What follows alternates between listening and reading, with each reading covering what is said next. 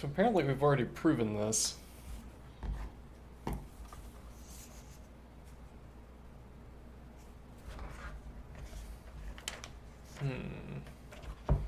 How did we do that?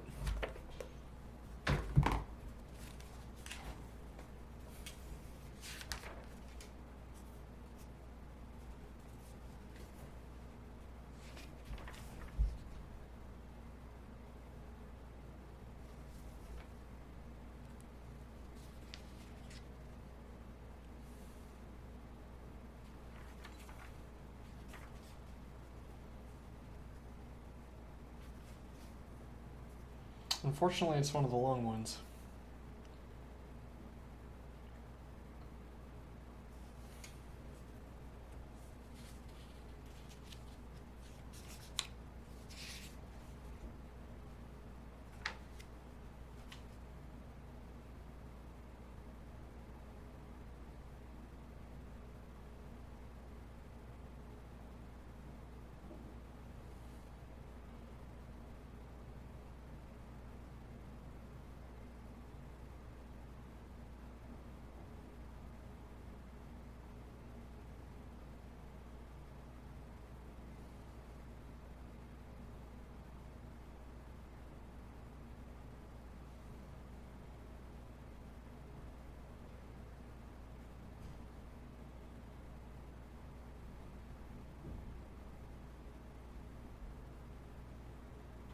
No, yeah, they've cheated.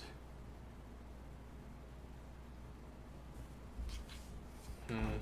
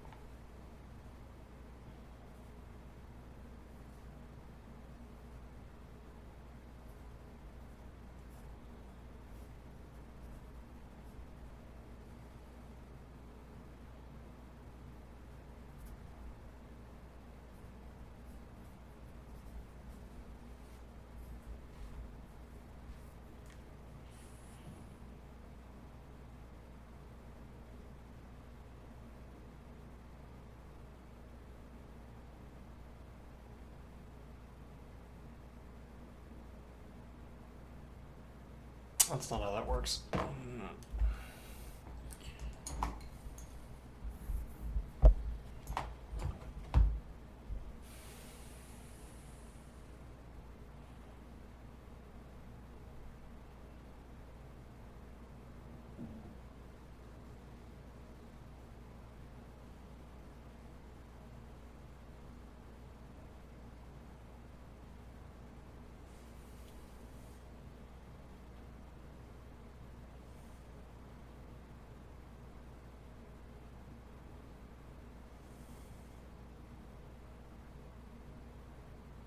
Yeah, but I don't have to do it that way, right? I can do.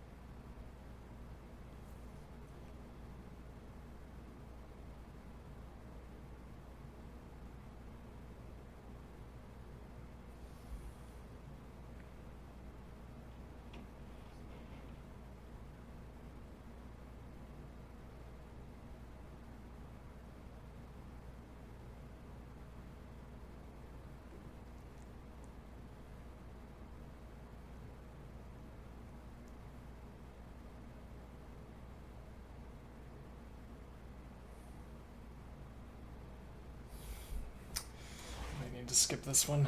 Hmm.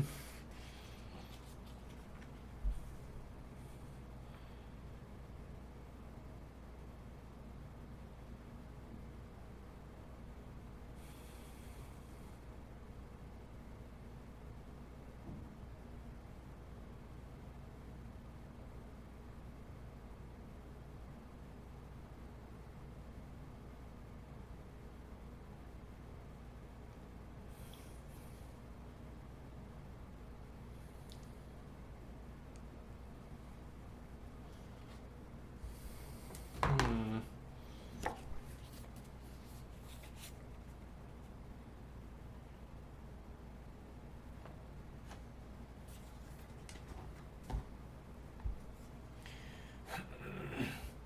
In many mathematical contexts, in place of the big union of A and the big intersection of A, the notation, the big union of B is such that B is an element of A. Big union of B's is such that B is an element of A, and the big intersection of B is such that B is an element of A is often seen. In fact, notation more flexible than 1 and 2 is convenient in later chapters for the development of ordinal number theory.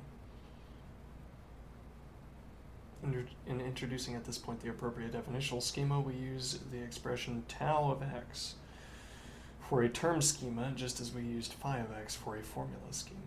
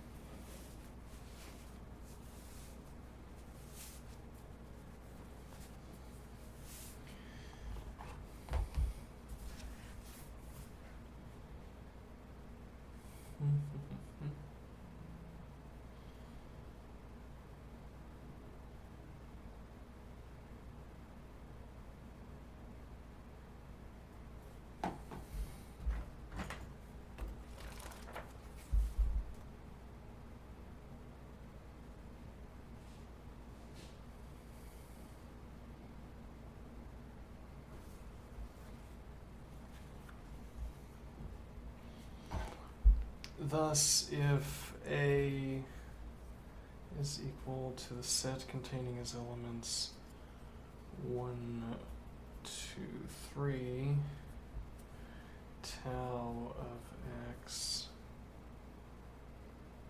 is equal to the set containing x union the set containing as elements 4.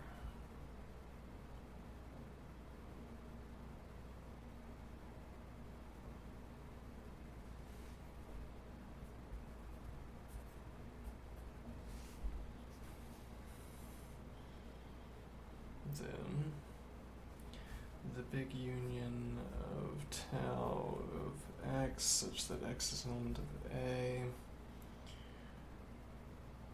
is equal to the big union of the set containing as elements 1, 4, set containing as elements 2, 4, and the set containing as elements 3, 4.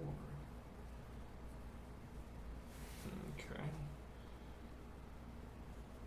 This is equal to the set containing as elements 1, 2, 3, and 4.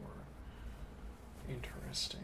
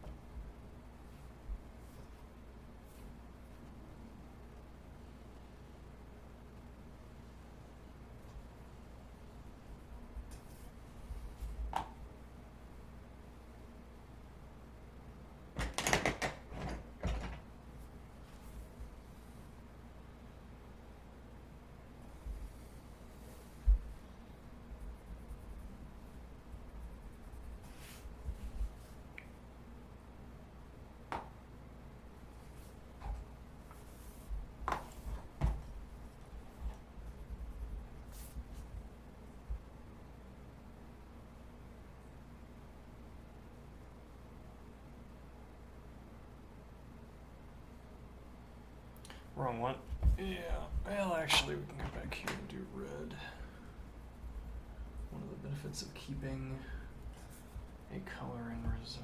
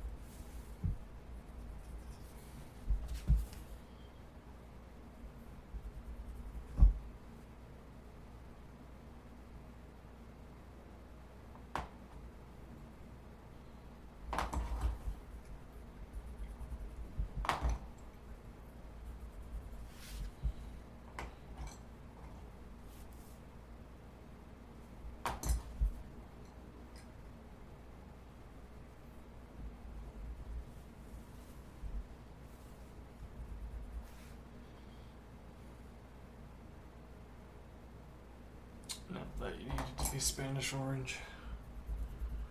Yeah.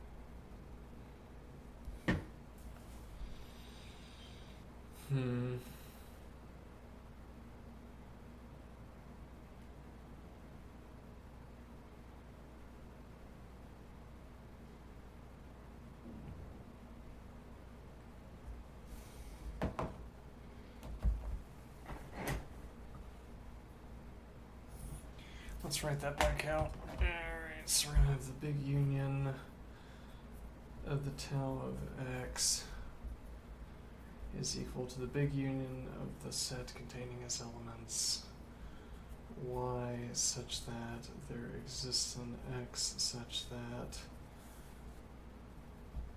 y is equal to the tau of x, and x is an element of A. Okay.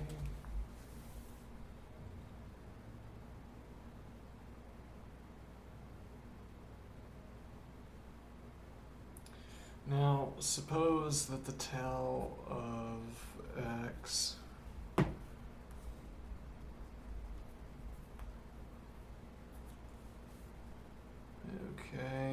is equal to the set containing its elements x union the set containing its elements 4. Okay, so tau of the set containing as elements 1 is equal to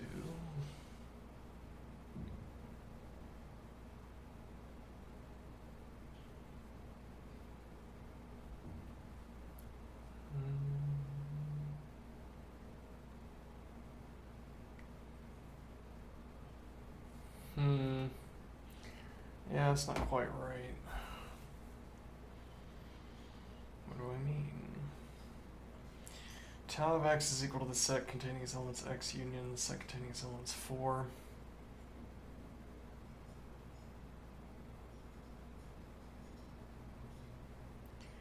Tau of the set containing its elements 1.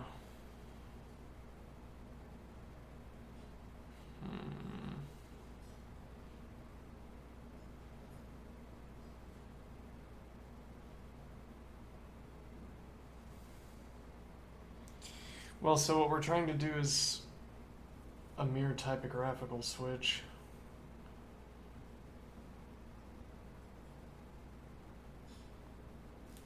So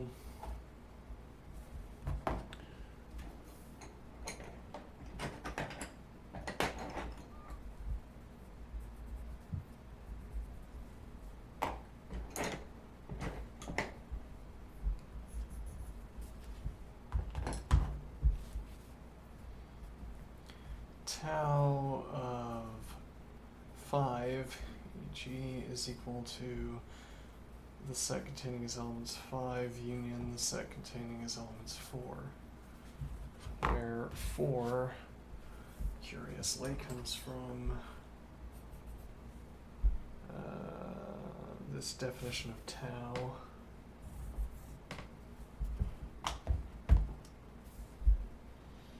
Okay. Actually, what we could do here is that, and then have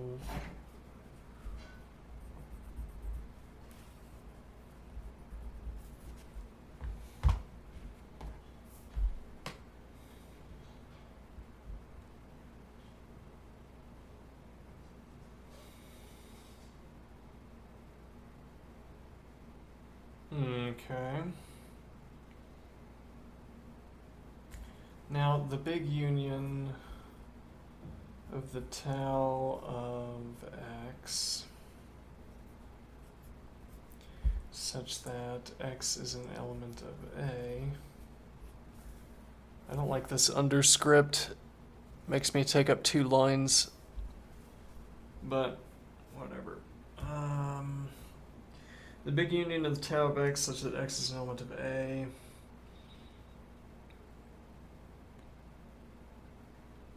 Okay, is equal to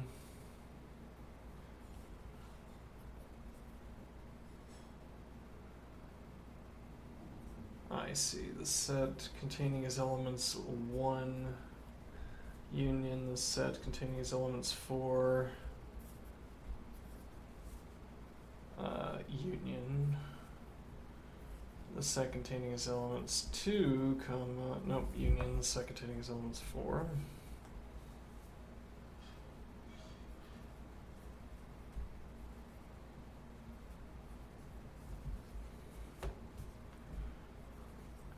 Union the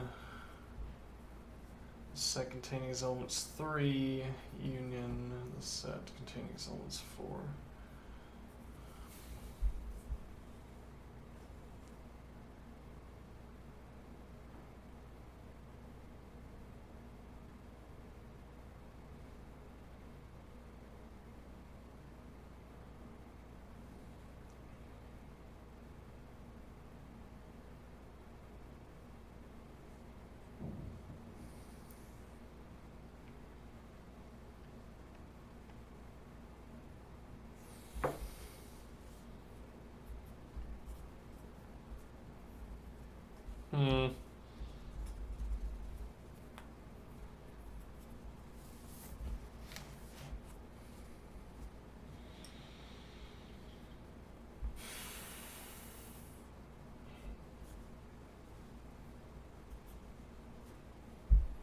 Yeah, we don't want to say y. Let's see.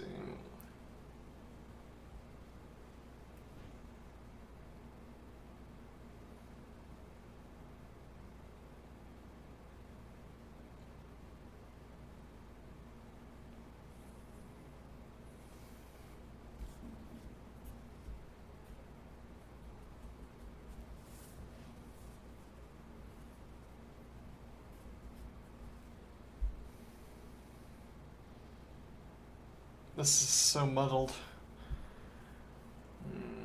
Mm-hmm.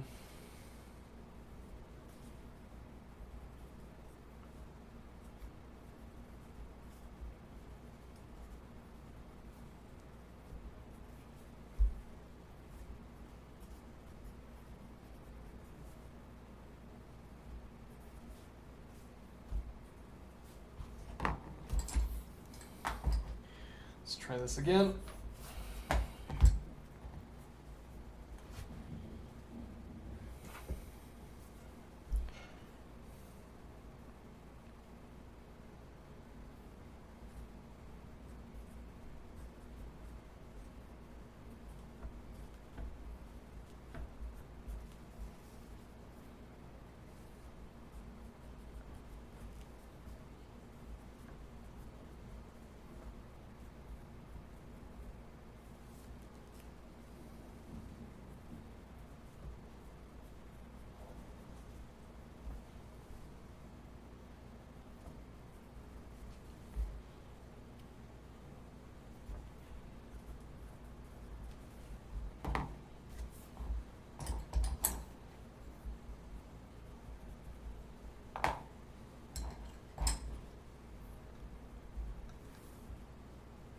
I'll just stick with the red. So if I look up here, I won't be as confused.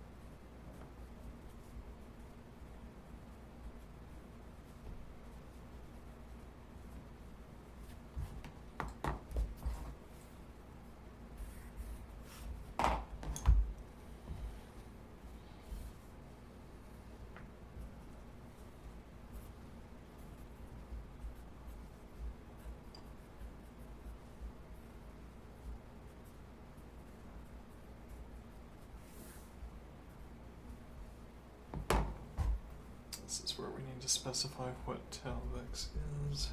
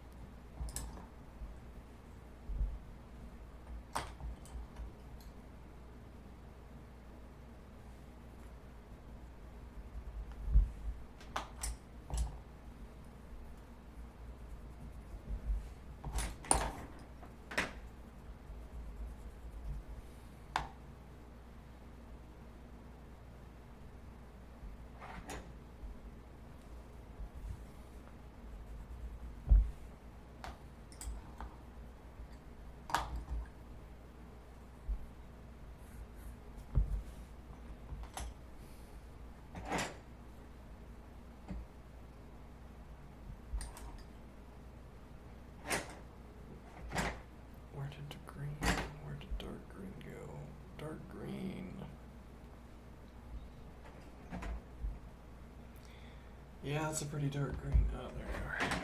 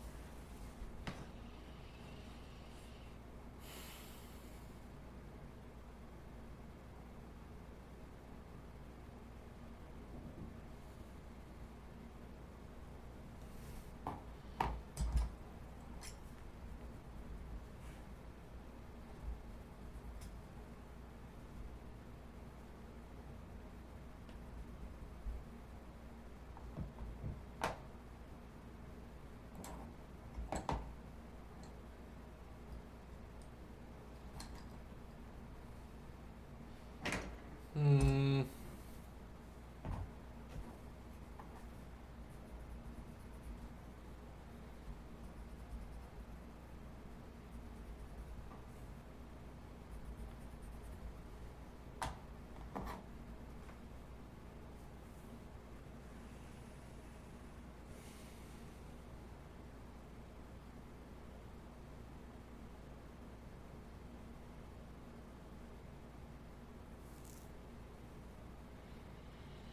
Okay.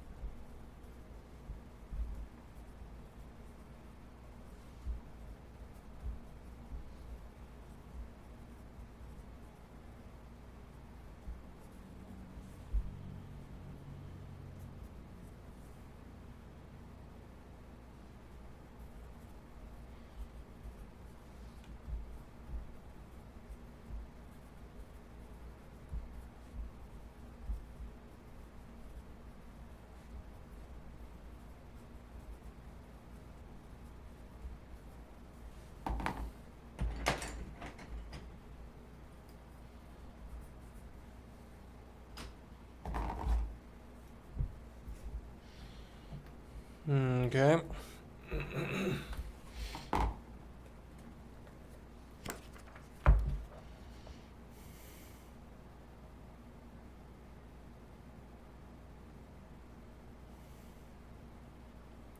Still, other notational devices for union and intersection of families of sets are often useful, but will not be formally introduced. For instance, the big union of x such that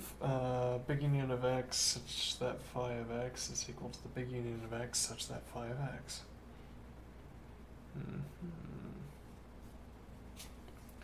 From a logical standpoint, there is a sharp difference between definitions 13 and 14 on the one hand, and definition 15 on the other. So definitions 13 and 14 introduced.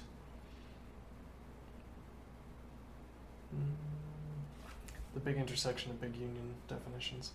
Big intersection of A is equal to the set containing its elements X such that for all B, B is an element of A, then X is an element of B.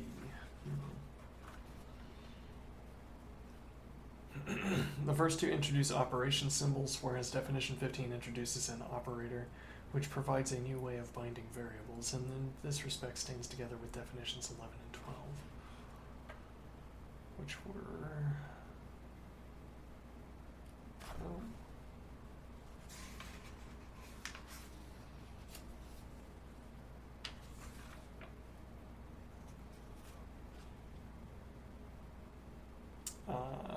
the set containing as elements x such that phi of x and yeah, we didn't use the definition schema 12 much, I think. I'm going to ignore that. Alright, so we state without proofs and theorems concerning the notions introduced by definition 15. Note that these theorems, like theorem 78, assert important general distributive laws. Some additional results are given in the exercises. Okay. Given in the exercises. Requested, you might say, in the exercises. The big union...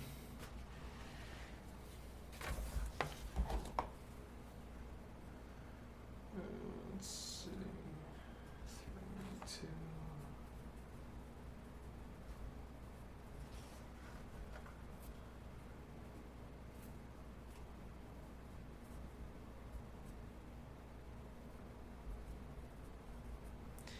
big union of x such that x is an element of A is equal to the big union of A.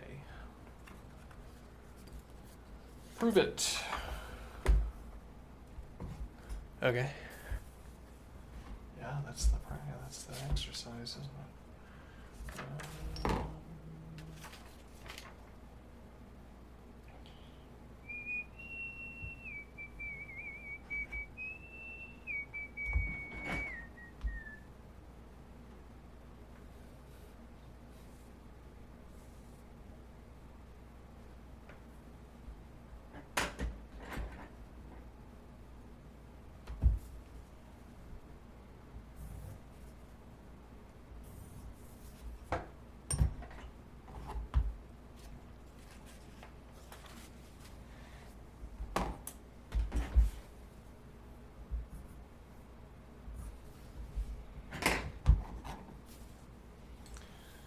Alright, so the big union of x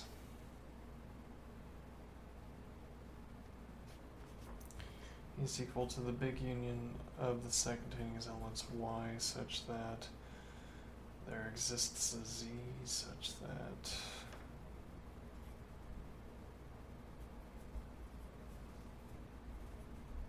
y equals z and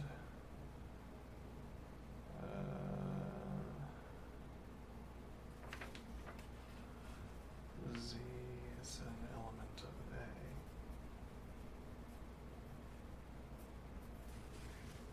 Okay.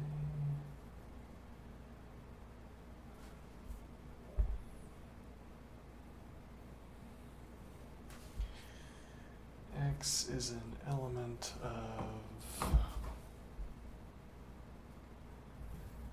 this set. Okay.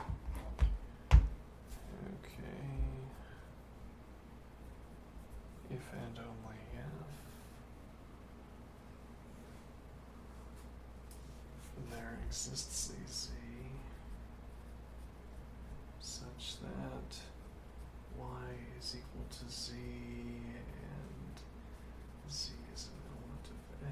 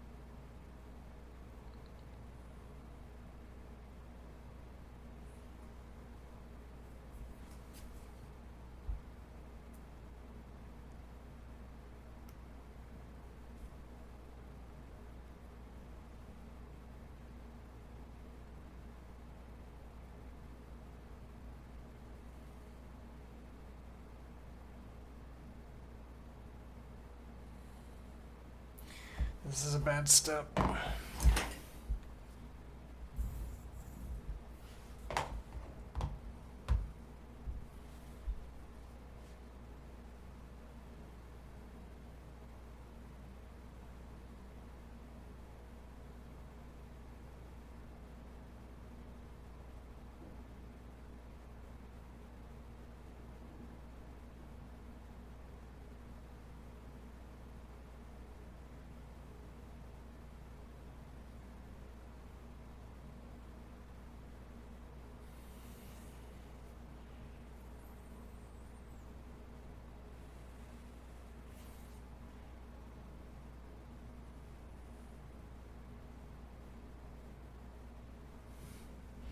Yeah, we have to look back up the definition of the big union.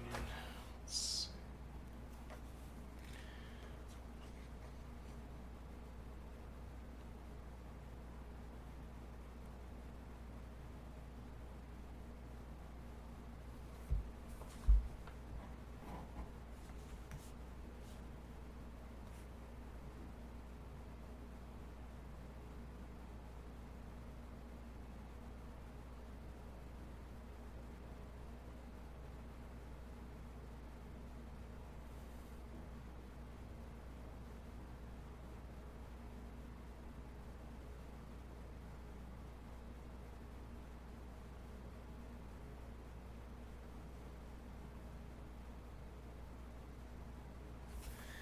Right, so we're supposed to say X is an element of the big union. This is causing undue confusion, so I'm just going to write it back out. Set containing as elements Y such that there exists a Z such that Y is equal to Z and Z is an element of A.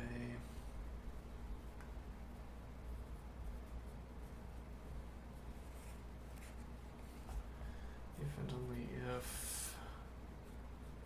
there exists a B such that X is an element of B and B is an element of the set containing as elements Y such that there exists a Z such that Y equals Z and Z is an element of A. Only if there exists a B such that X is an element of B and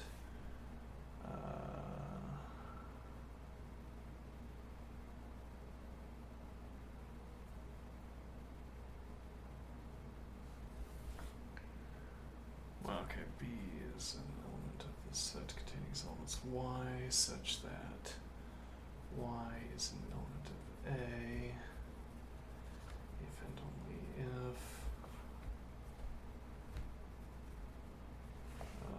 there exists a B such that X is an element of B and B is an element of A if and only if X is an element of the big union of A. Alright.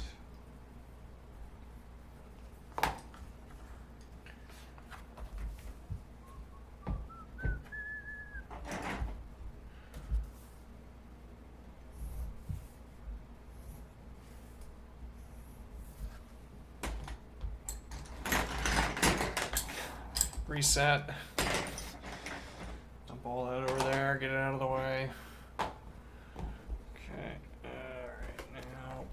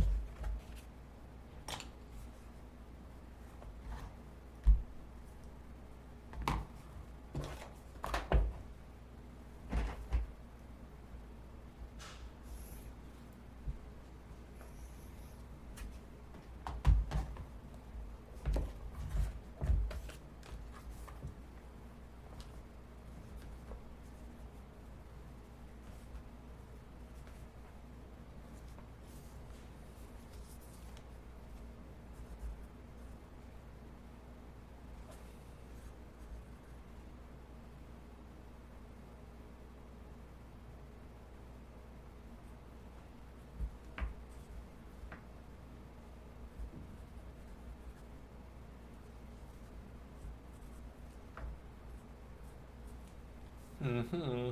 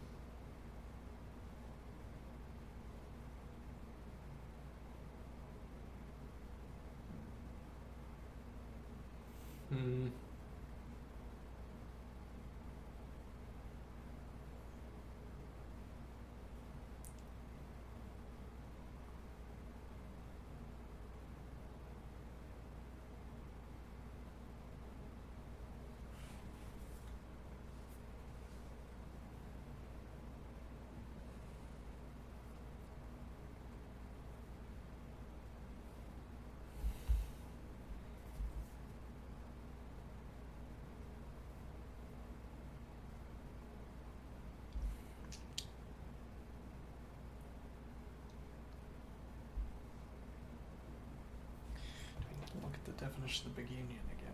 Let's see.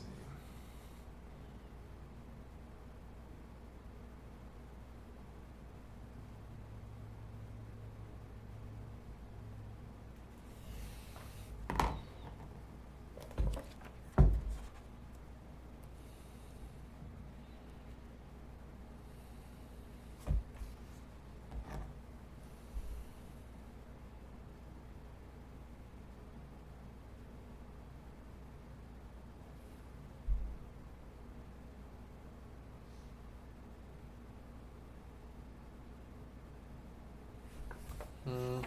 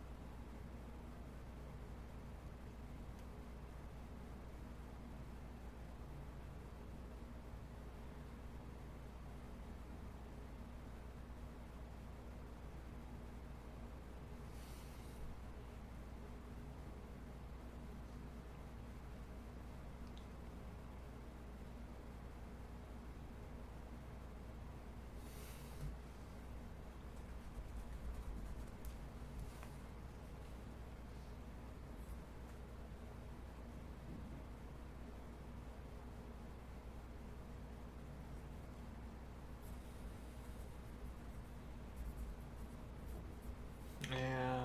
Not.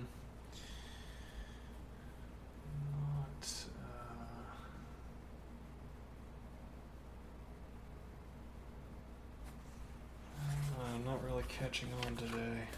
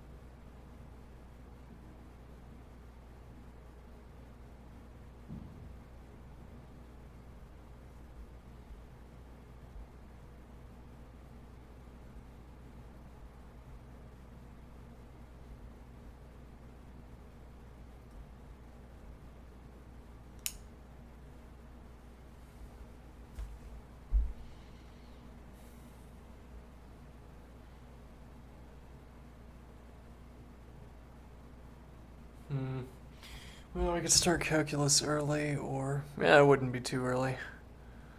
All right. Let's see.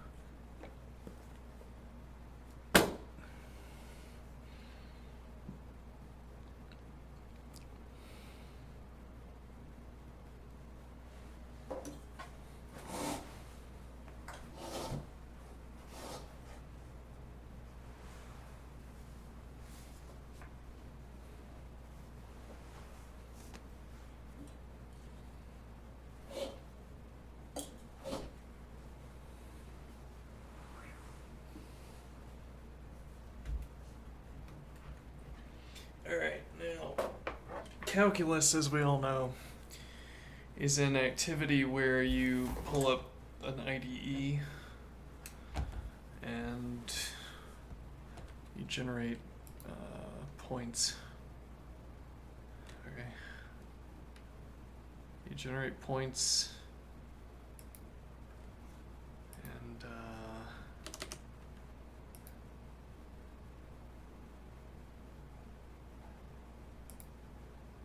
do stuff with them. Alright, so we'll be using Racket for some plotting. I practiced this a little bit earlier, and we're going to practice this as we go along. I might not need to use it now because we're in the midst of exercises that don't require it, but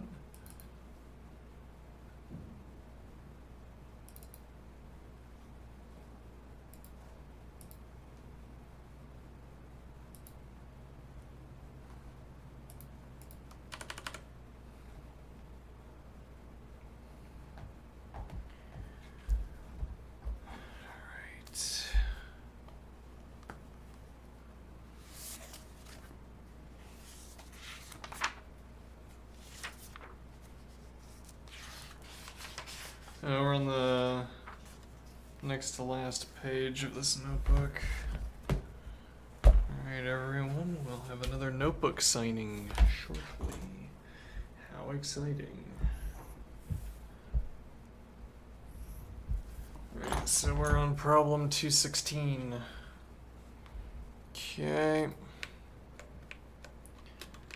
The function c equals t of f equals 5/9 times f minus 32 converts degrees Fahrenheit to degrees Celsius. Find the inverse function f equals the inverse temperature of C. What is the inverse function used for?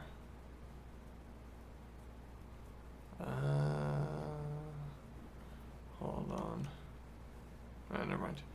What is the inverse function used for? That would be converting temperature from Celsius to degrees, though it's interesting that this is linking the idea of the inverse function to, well, an instance of inversion. Find the inverse function. Alright, so that'll be relatively easy. I don't think we're going to need to break out Racket for that one. So we're going to do this a little bit at an angle here so I don't have to adjust my chair. C equals T of F equals 5 divided by 9 times f minus 32. Alright. So I'm going to have 9/5 times t of f is equal to f minus 32. 9/5 times t of f plus 32 is equal to f, and that will be, we might say c is equal to, no, we would say f is equal to, actually, yeah, right.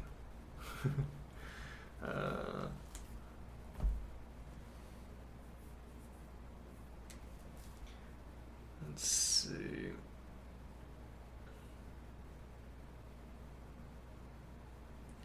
Yeah, suddenly we put it in a practical example, and suddenly I don't know how to complete the statement. T of C, presumably, is equal to 9/5 C plus 32.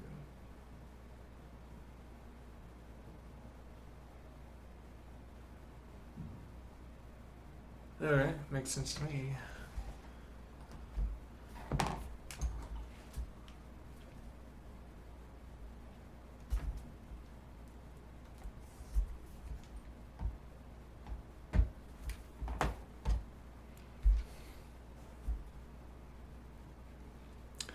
The velocity v in centimeters per second of blood in an artery at distance x from the center of the artery can be modeled by the function v equals f of x equals 500 times 0.04 minus x squared, for 0 is less than or equal to x is less than or equal to 0.2.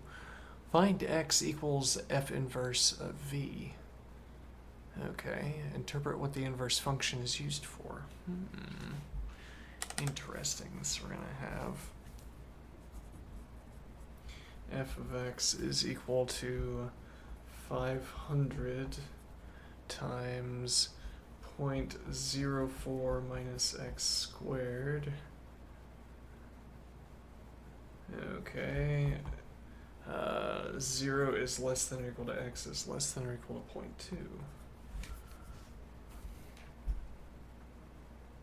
0.2. 500 times 0.04, any guesses? 1.25, something like this. Didn't need notepad, rather calculator. 500 times 0.04. Incorrect, 20. Alright, is equal to 20 minus 500 x squared. Okay, and what do I want to make out of that? Well, now I'm going to say this is equal to y. Alright, and now y minus 20 is equal to negative 500 x squared, semicolon, negative y plus 20 divided by 500 square root plus or minus is equal to x. Alright, so f inverse of x is equal to plus or minus the square root of negative y plus 20 divided by 500.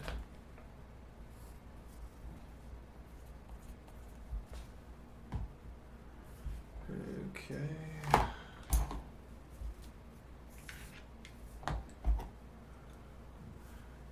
What else does this problem ask us? Interpret what the inverse function is used for.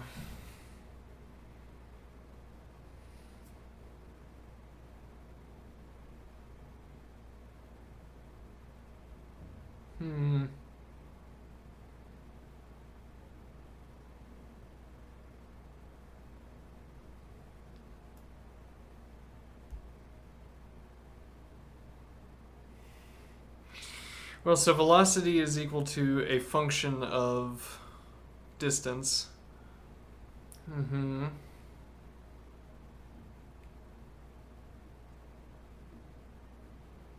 Now the inverted velocity function is going to take velocity and produce distance, so it tells us how far from the center of the artery would we have to go before the velocity of the blood reaches a certain level, I think. I might as well ask. Though we don't have to ask to do this calculation, so let me get that calculation done. Okay, so we're gonna have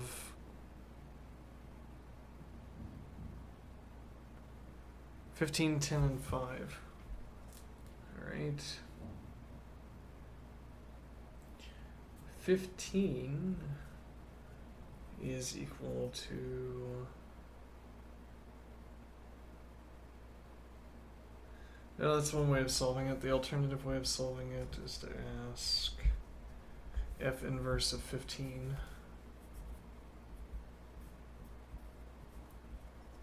Which is equal to plus or minus the square root of 15, negative 15.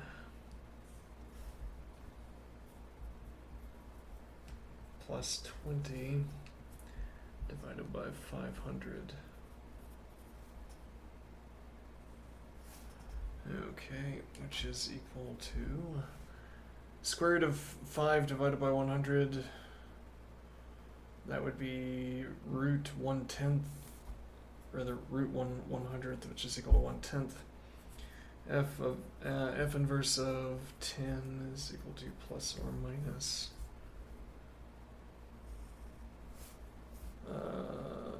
negative 10 plus 20 divided by 500, which is equal to 1 over root 50.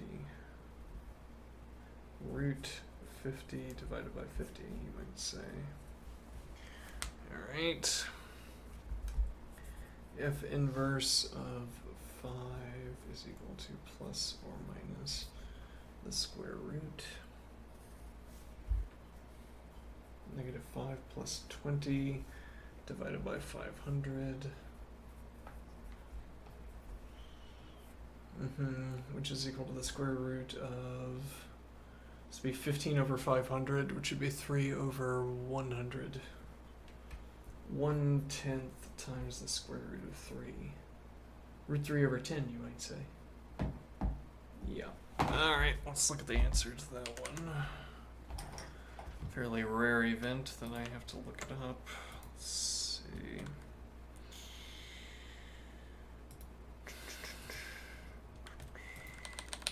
Alright, this is problem number 200. I didn't ask. 216 maybe? 217?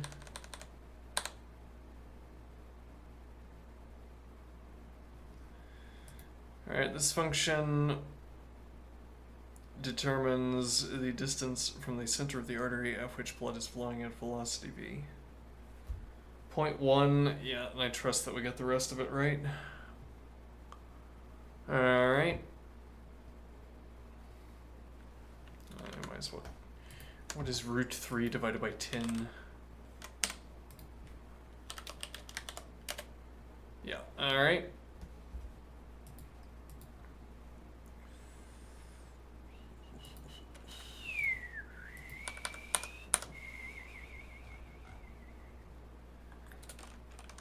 A function that converts dress sizes in the United States to those in Europe. Did we need different dress sizes? Is given by d of x equals 2x plus 24. Alright. Find the European dress sizes that correspond to sizes 6, 8, 10, and 12 in the United States. Okay. Very well. So,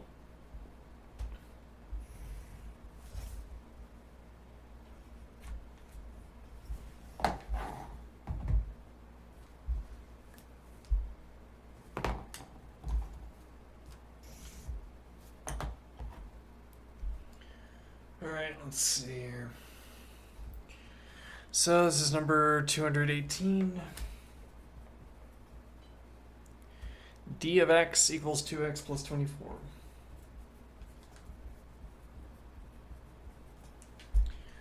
Okay.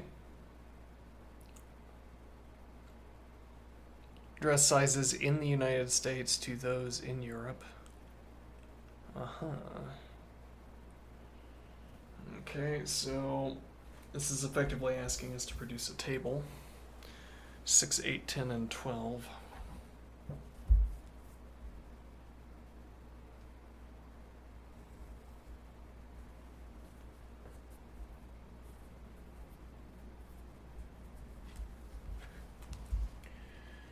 Alright, so 12 plus 24 is 36. 16 plus 24 is 40. And actually, then you have 44, and then 48. Alright, that was easy. Guess it's a linear equation.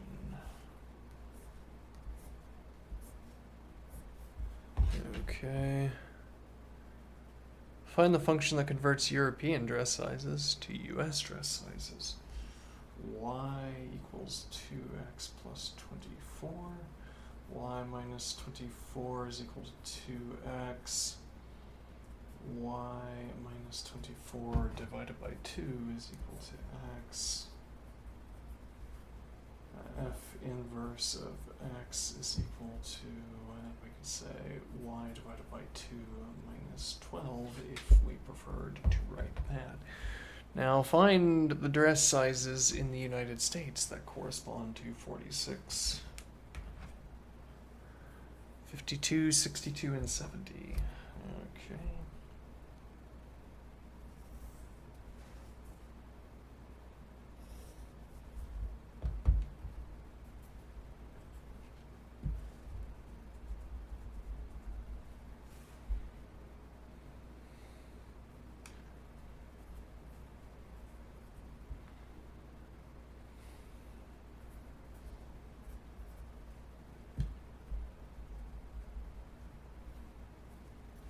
Okay.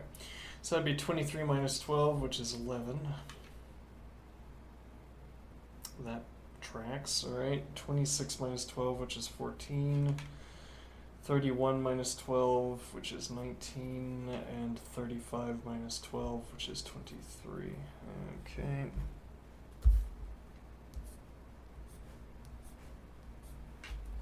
Very well. I don't know what camera I had it on. In general, I'm just gonna not care what camera I had it on. If I had it on the wrong camera, I don't gain anything by checking. I don't become happier by checking. I don't learn anything, clearly. Okay.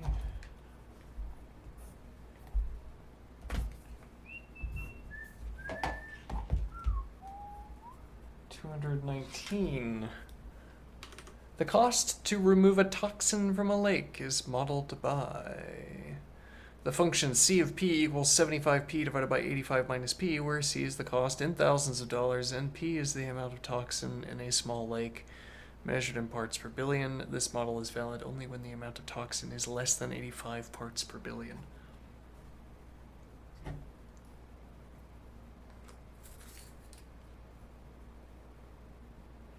Is that gonna get the dark humor treatment? When is the we're gonna make a dark humor joke. Let's see, c of p equals 75p divided by 85 minus p. Okay. Then what?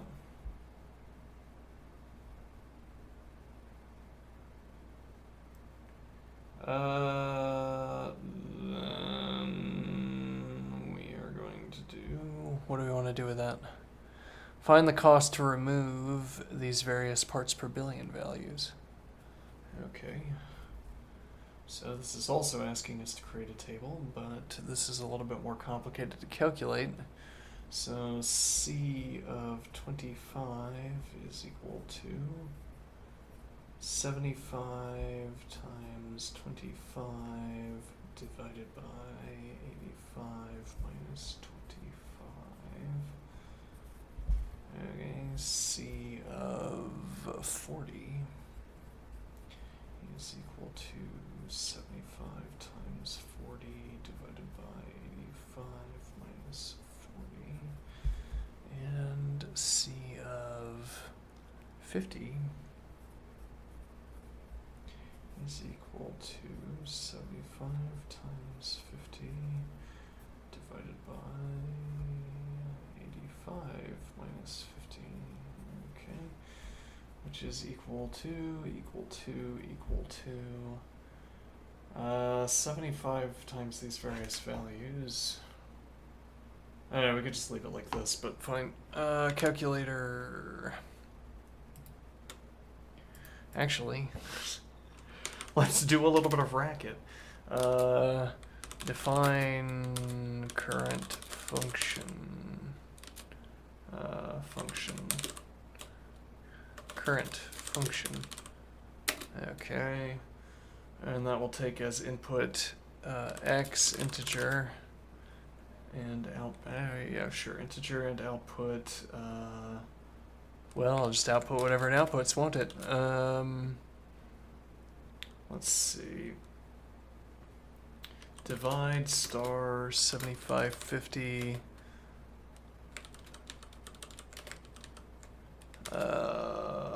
Minus 8550. Current function 25. Current and current function 40. Current function 50. Oh, did it go infinite? How could it have gone oh. Right, I need to turn off.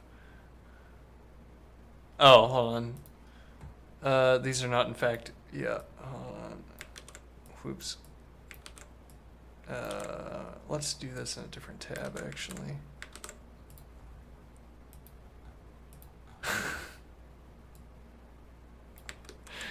I looked up a video on philosophy of mathematics, or I was searching for videos on philosophy of mathematics, and there was a name that I recalled. I was like, oh, that name's familiar. What is it from? Ayn Rand Institute of Philosophy or whatever. Okay, alrighty. Let's see, 31 and 1/4. Alright, calculator, could you please give me 31 star 31.4 and star 66.3 and plus 2 and plus 1, and then do plus star 107.7.1, please. 125, 200, 750, alright. So that'll be 125 fourths. That'll be let me see, 200 thirds. Okay, and then that'll be 757ths.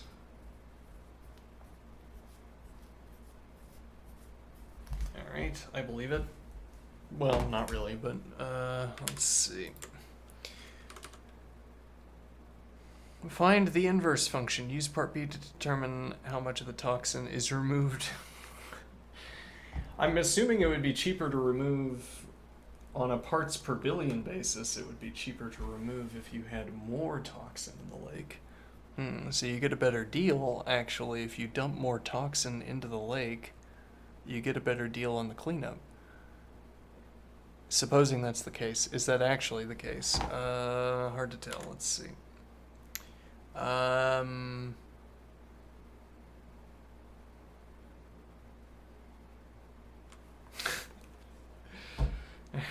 Apparently I want to use GeoGebra. Let's see. 25, 40, 50. Hold on, let me... Yeah, I don't really want to put myself on the spot like this, but let's give it a go.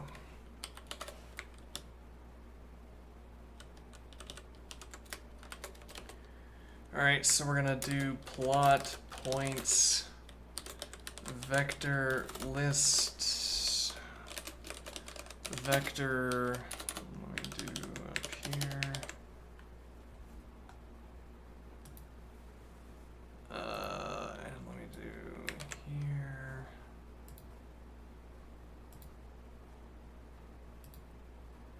Actually, so what I can do here. Yeah, the thing is, You only gain an efficiency boost from this if you're willing to figure out. If you can figure out like a functional way of doing something fast enough. If you can't, then you're better off just doing this. Vector 25, divide 125, 4. Vector 40, divide 203, and vector 50. Actually, yeah, okay. Vector 50, was it? Yes. Divide 757. And then x min negative, well, it'd just be 0. X max, I'll do 60.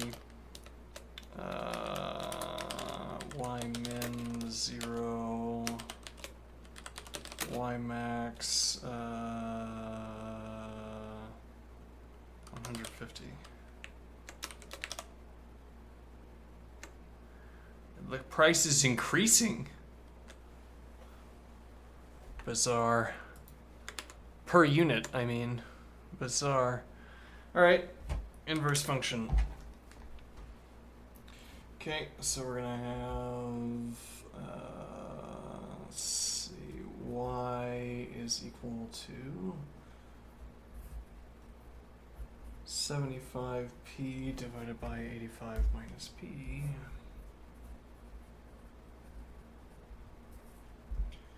Okay, then we're gonna have y times 85 minus p is equal to 75p.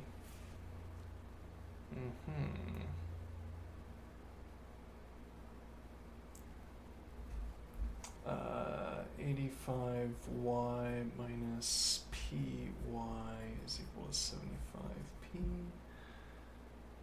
Okay.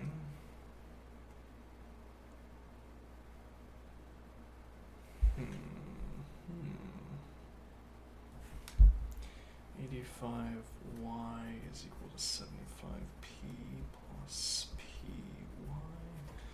Now we're going to have 85y is equal to p times 75 plus y. P is equal to 85y divided by 75 plus y.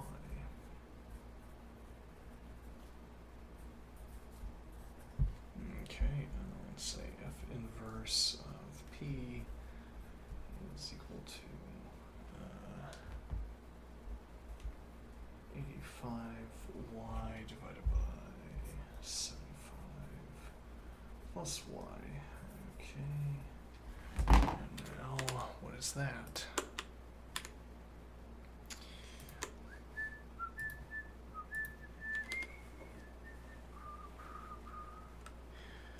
Lambda, no, rather just divide star 85 50, where that will be in 50 of thousands of dollars. 80 times 50 plus 75 50.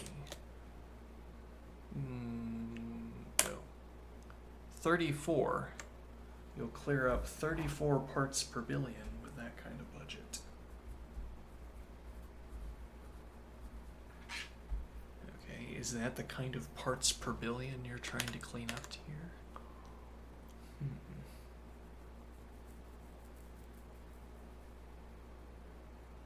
Does that valuation make sense?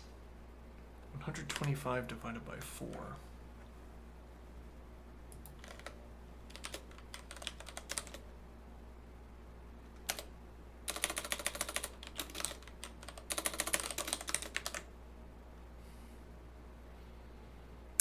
Seems to make some good sense, I think. We could also go back, plot our point here. Let's see.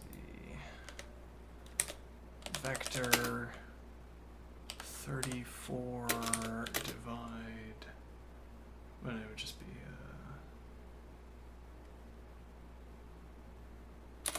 50.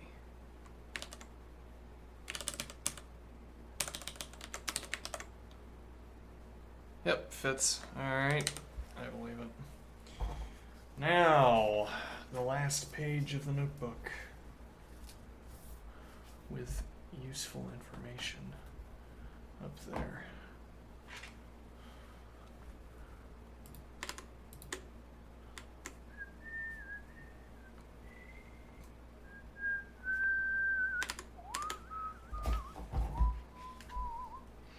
A race car is accelerating at a velocity given by v of t equals 25 t divided by 4 plus 54, where velocity, v is the velocity in feet per minute. Okay. So v of t is equal to 25 divided by 4 times t plus 54. Okay. Now what is the idea? Now we're going to have, well, we're just going to say 4y is equal to 25t plus 216. Okay, 4y minus 216 is equal to 25t. And t is equal to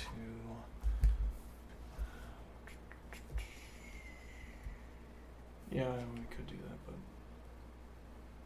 yeah, okay, 4 times y minus 54, another way of rendering that, divided by 25.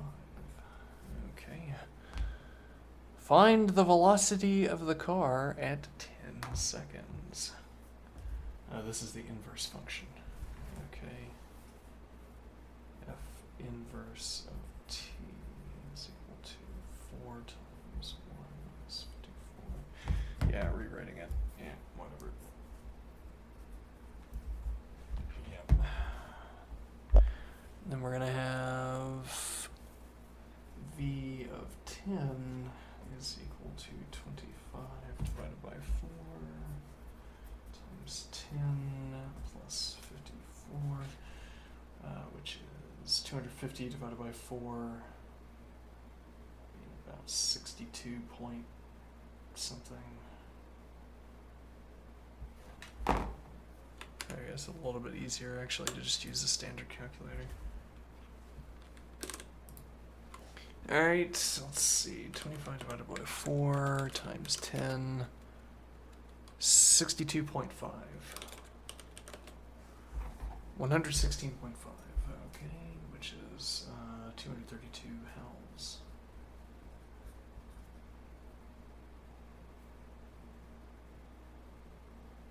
Is another way of saying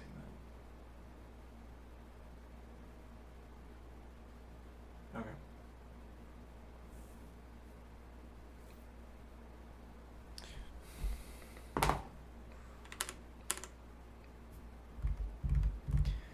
Driving at a relatively tame 116 miles per hour. No, feet per second. I don't know how tame that is then.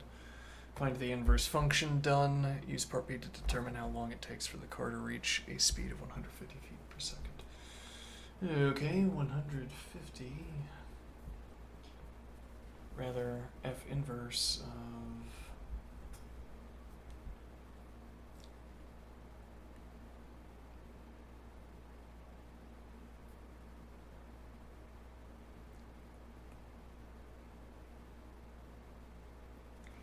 Yeah, so this practice of flipping, like we flipped from y to t here. No, we didn't.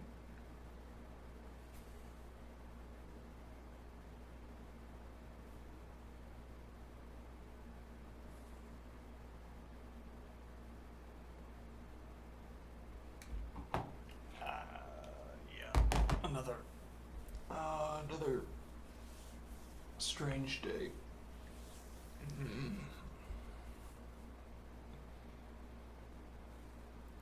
F inverse of t equals 4 times y minus 54. Yeah, I think we should probably redo that one.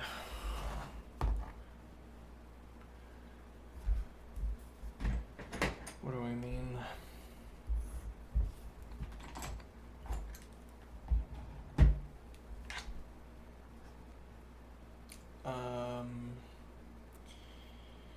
So we had v of t, which is velocity given time, as it were. Okay, and then we had y, but what that should actually have been was v, I suppose. Now what is the point? So...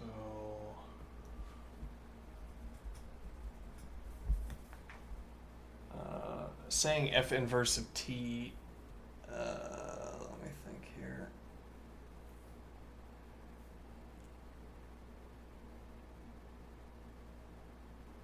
Yeah, well, this didn't make a lot of sense with the xy terminology either. We're not plugging in t here.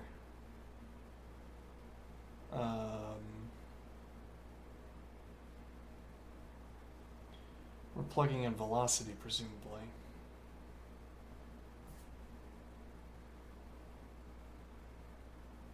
And now this should be, instead of y, this should be v.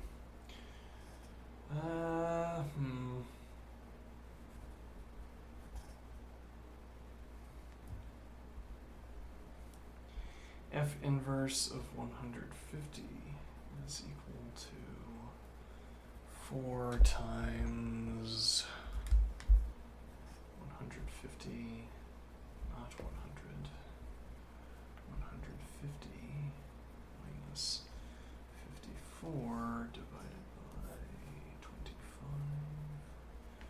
which is equal to 96 times 4, 9, 18, 27, 36 plus 40, 405.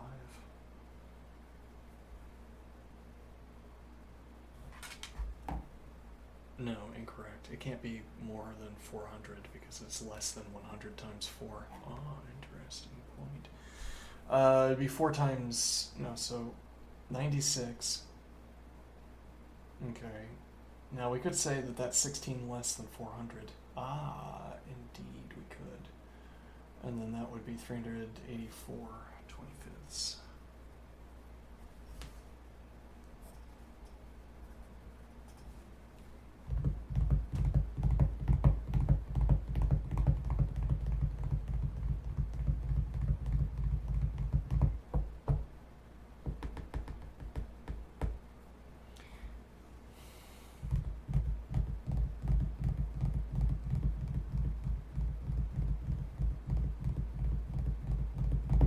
It's a bit odd to phrase this as f inverse of t, but that fact is obscured by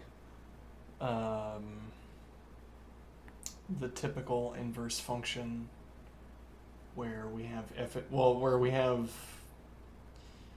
f of x equals 3x plus 1 or whatever, and then we say y is equal to, yeah, let's make that point. So we have f of x is equal to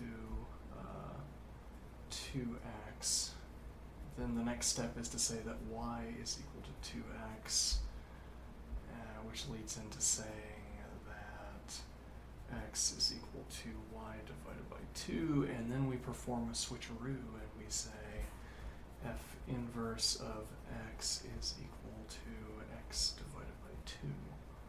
Okay, where again, this makes sense. Well, we make sense of this, of replacing x y over here with x by saying that we always want to call the input to our function x. Okay, but over here this would have been, let's see, we could say f of t is equal to 2t, okay, and then it would be v is equal to 2t, and then we would be saying t is equal to v divided by 2, and then we would be saying, well, we wouldn't want to say f inverse of t. At least if we say that this is an operator, right, we would want to say f inverse of v is equal to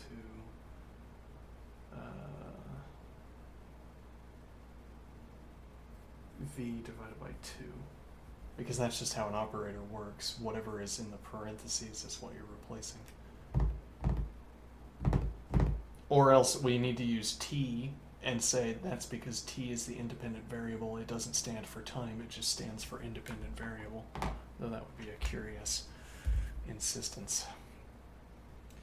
Alright. Fine. And now for what might be the last problem of this notebook.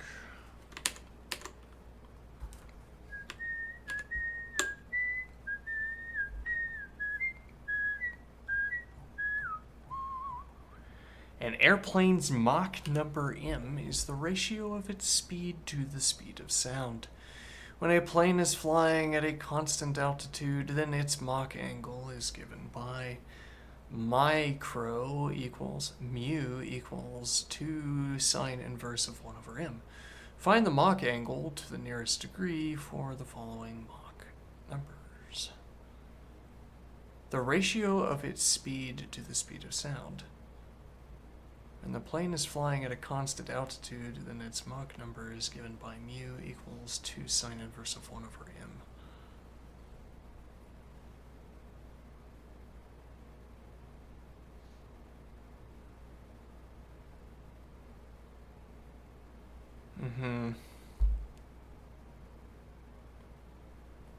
And what is the Mach angle supposed to tell me?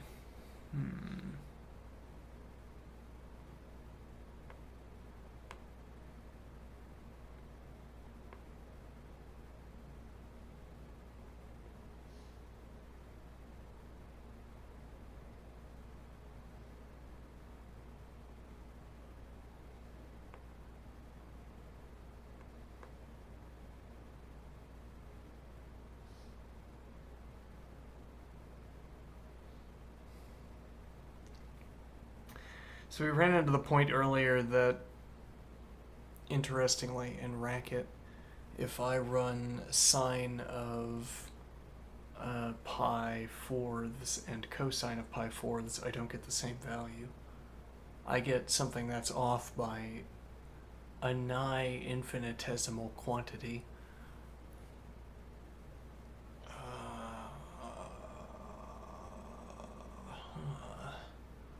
And why was that interesting here?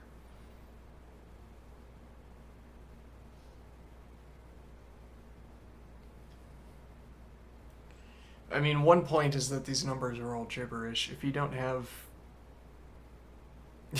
I'm going to skip this problem out of principle. These numbers are gibberish.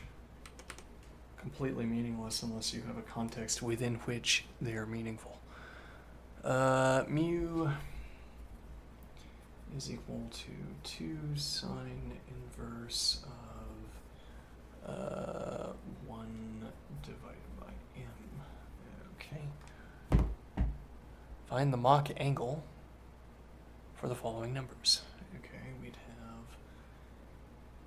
have, let's see, 2. So I'm just going to do it, m of 1.4, m of 2.8. Now, is it proper to treat this like an operator and open up parens after it? Don't care. Okay. Let's see, then 4.3.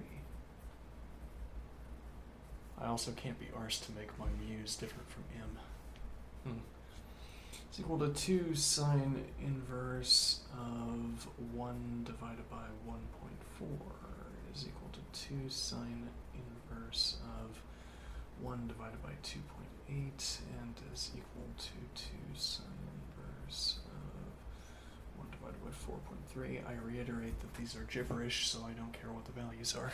Alright. Now, using mu equals 2 sine inverse of 1 over m, find the Mach number m for the following angles. Okay. Now suppose we have that pi divided by 6 is equal to 2 sine inverse of 1 divided by m. Well, let's take the general case. Okay, I have mu is equal to 2 sine inverse of 1 divided by m. Okay, then mu divided by 2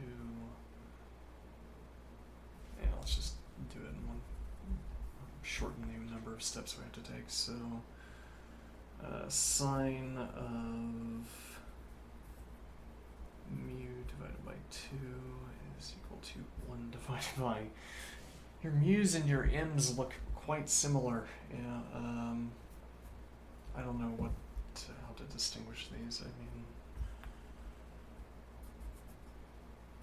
mean... Just remember based on my place in the... let's see. So that m is equal to the sine of...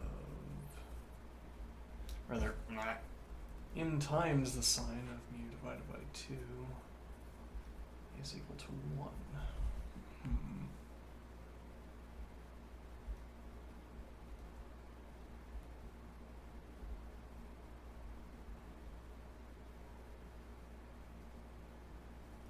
Alright, we want the answers for pi divided by 6, 2 pi divided by 7, and 3 pi divided by 8. So apparently what we should do for mu is u and then line. Okay, does that look like... Maybe what we'd want is like a u and then this curls under as well. That doesn't look so good. Yeah, well, it's not like a constant motion. No, that's not good.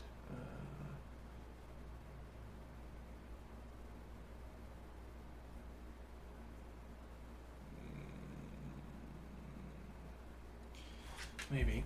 Okay, so then we're gonna have...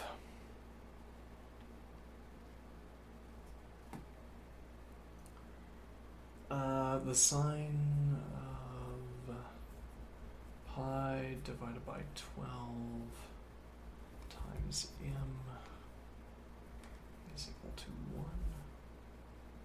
Oh, well actually the continuation here would be to say sine of mu divided by 2 is equal to...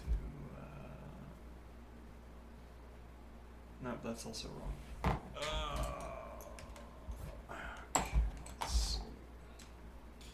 M is equal to 1 divided by the sine of divided by 2.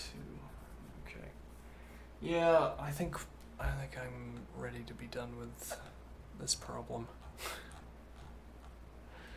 It's like outright calculate something. Yeah, yeah, okay.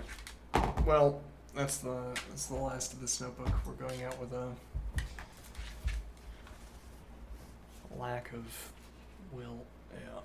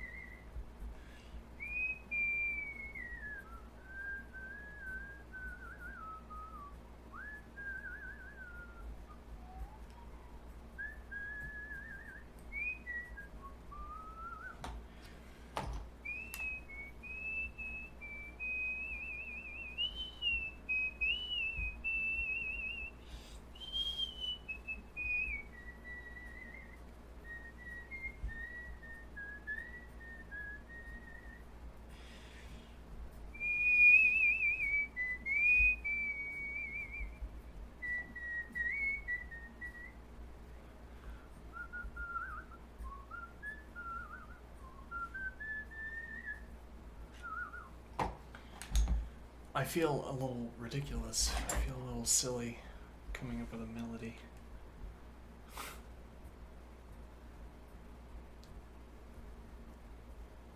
How do composers do it all day? How do they do it with a straight face?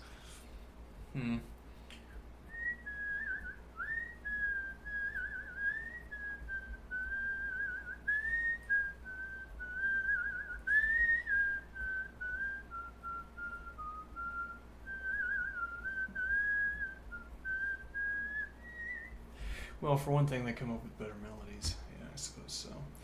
All right. I'm gonna go grab another notebook. Proof 5. Also, what time is it? All right, we have another hour.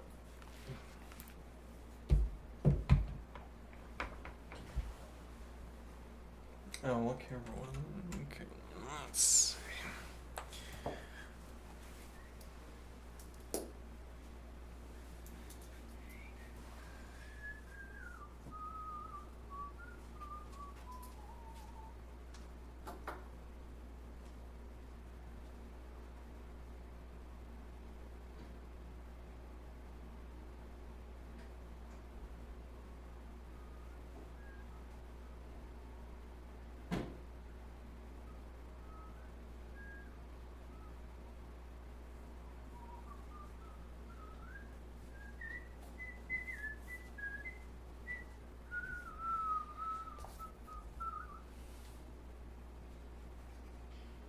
My investment in a case of notebooks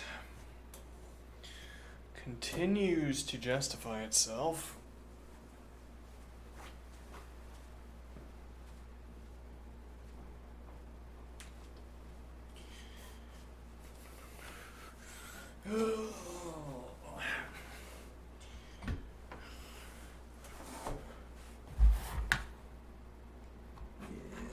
Edge of my notebook kind of dinged up there. Anyway, proof.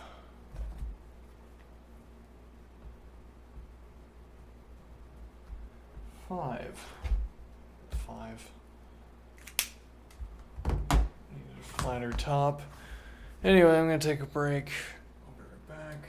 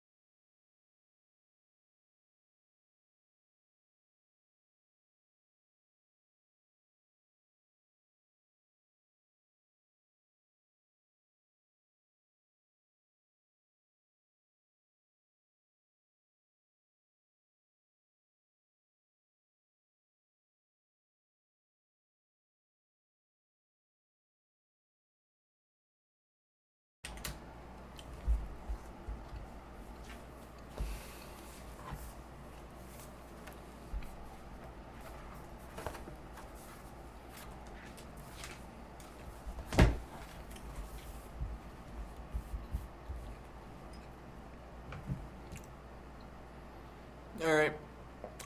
Number 123. No, number 223. I want full credit. Okay.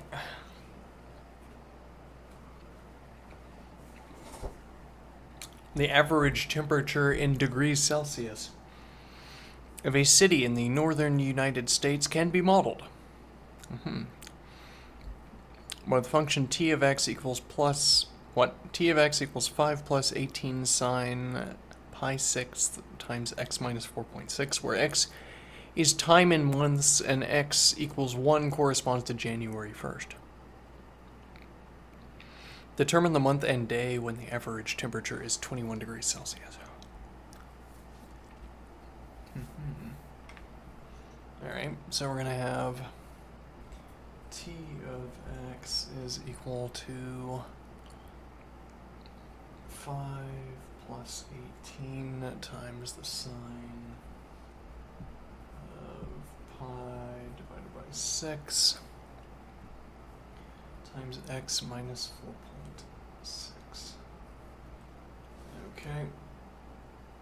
And now we want to find out when the temperature is 21 degrees.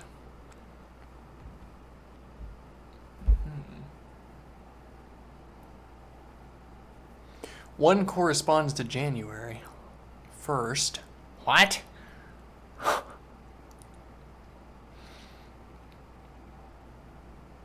How is 1 going to correspond to January 1st? What corresponds to 0? Well, at any rate, we have 21 is equal to 5 plus 18 times the sine of pi divided by 6 times x minus 4.6. Okay, we're going to have 16 divided by 18 is equal to phi. The sine inverse of 16 divided by 18 is equal to pi divided by 6 times x minus 4.6. Sine inverse of 16 divided by 18 times 6 and then divided by pi and then plus 4.6 is equal to x. P? Because I said pi. Yeah,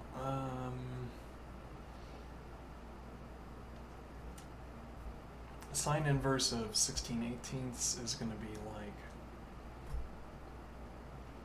well, that's going to be roughly pi halves. Okay. So that'd be 7.6. Okay, it's going to be a little bit less than pi halves. So it's going to be a little bit less than 7.6.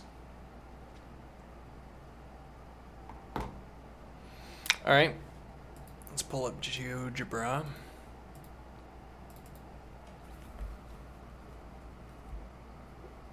My calculator for calculating arc sine.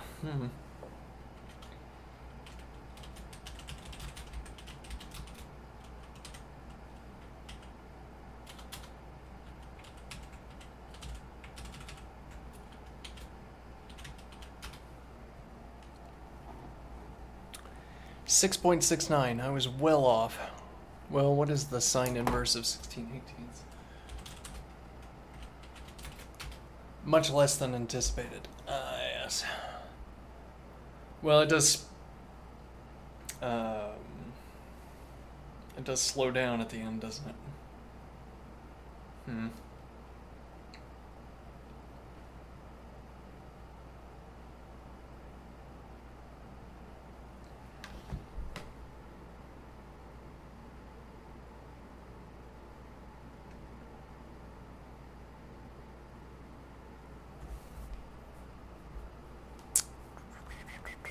6.69.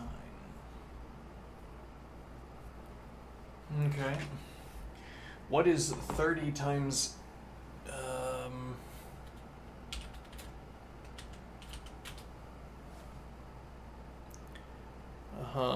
20.7.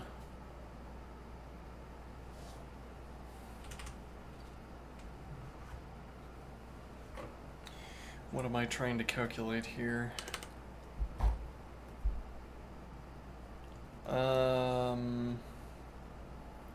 Well, so actually 1 is January 1st, so 2 is February 1st, 3 March, 4 April, 5 May, 6 June, and then we'd have to calculate how many days there are. Yeah, though that's making a kind of a point here that if you can't normalize months to be 30 days each, this fractional component doesn't have any meaning. So I am thinking. I mean, then I could take this 0.69 and multiply it by 30, or I could say that this is in June. January, February, March, April, May, June. Yeah, but now this indexing doesn't make any sense. If I'm starting at 1 is January, 2 is February, 2, 3, March, to 4 April, to 5 May, to 6 June.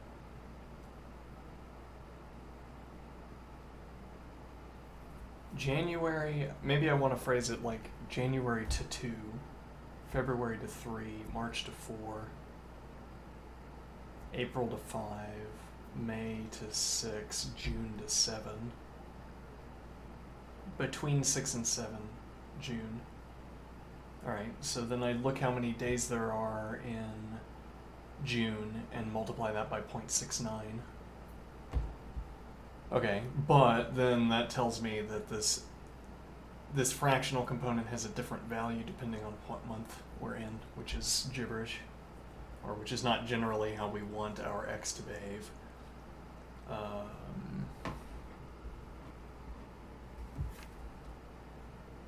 But okay.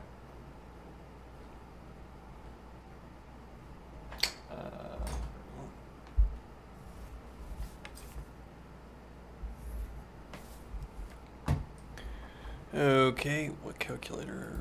Okay, there we go. Alright. The depth in feet of water at a dock changes. Oops. The depth in feet of water at a dock changes with the rise and the fall of the tides. It is modeled by the function d of t equals 5 sine, okay, such and so, where t is the number of hours after midnight. Determine the first time after midnight when the depth is 11.75 feet.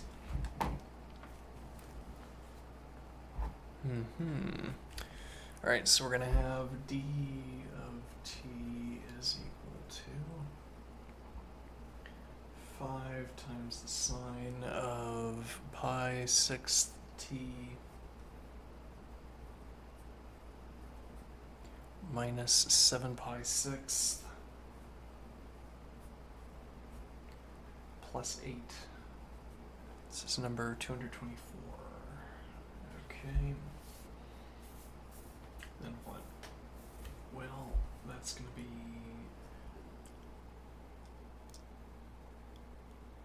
Alright, so we want 11.75 is equal to 5 sine. So we could factor out pi divided by 6. Pi divided by 6 times t minus 7 plus 8. And if we so desire, we could get this further. What do I mean? Oh, notebooks, why are you all the way over there? Oh, no.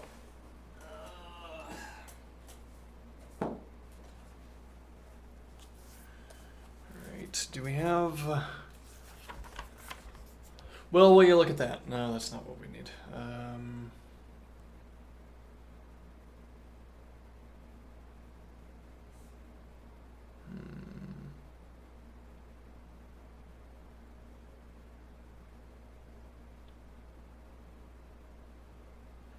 In fact, we can't really simplify that in the way we'd want to do. Yeah. Alright.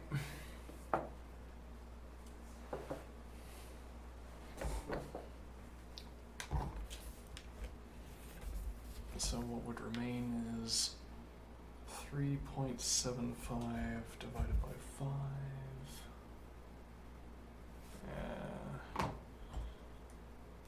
Skipping a lot of steps here.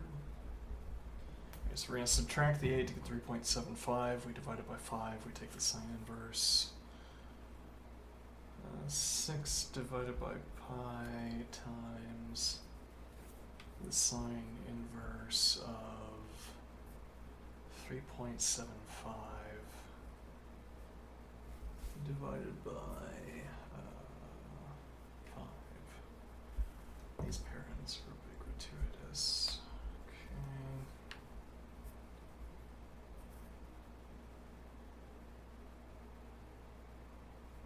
Plus 7 is equal to t. And this should be the sine inverse. Okay. And I neither know nor care. Alright. Well, I guess we could learn how to estimate these values.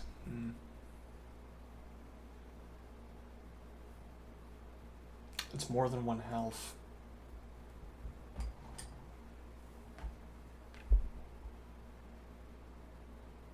Root 2 over 2 is 0.7. This is more like 0.8. No, it's really not though. Yeah. So it's about pi fourths, roughly. Okay, and then that would be 6 fourths plus 7. 28, 34 fourths, which I don't know what that is. Alright.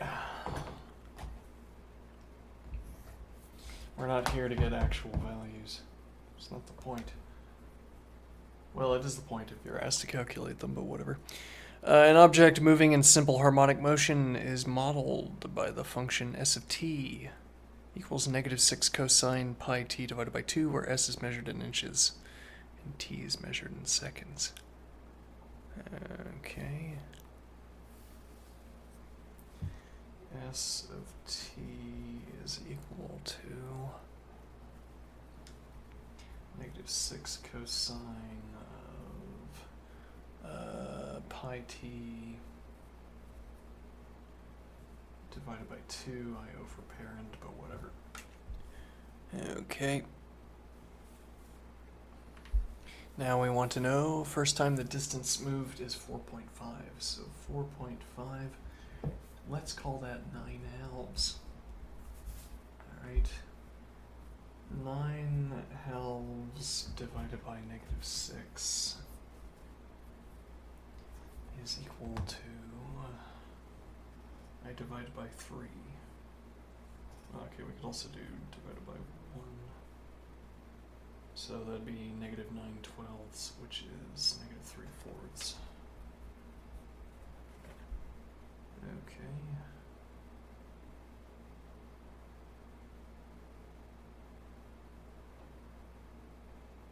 Now, what are we doing? -3 fourths.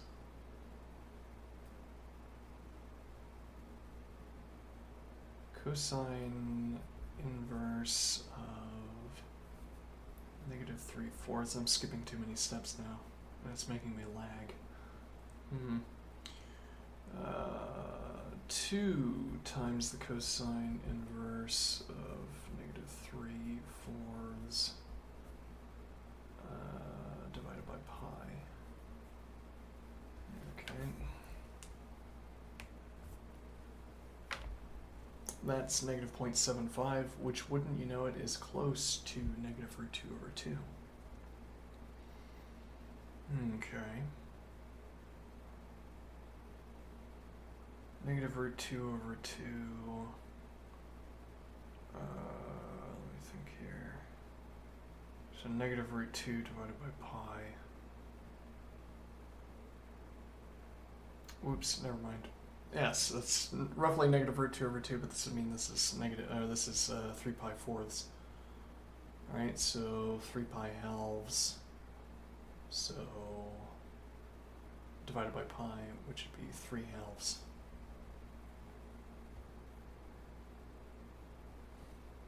Which might be right. But I don't care. Alright. You don't want to solve the mystery.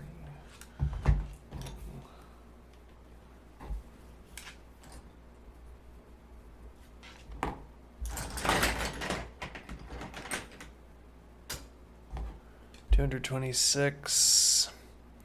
A local art gallery has a portrait 3 feet in height. Well, actually, hold on. So why are we not perturbed by the inverse cosine here? Why are we not worried that we're going to fall outside of... Well, we're choosing what would fall inside of the period of, or inside of the domain, and it loops back around. Hence, the point of restricting the domain is that you get all the values you need in this range, and then it loops. Alright, let's see. Though actually, wait, that's kind of a strange point here. If we follow, like, the cosine value,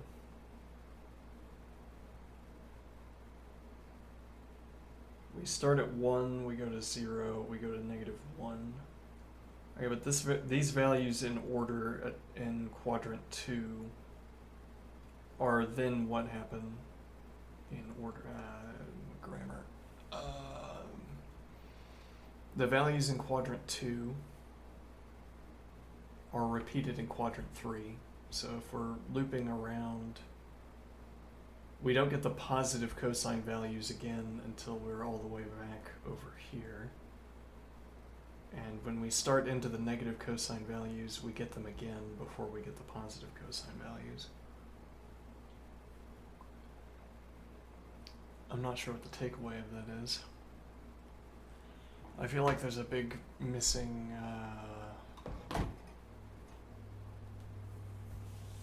there's a big gap in our knowledge about how the inverse cosine works, the inverse trigonometric functions work.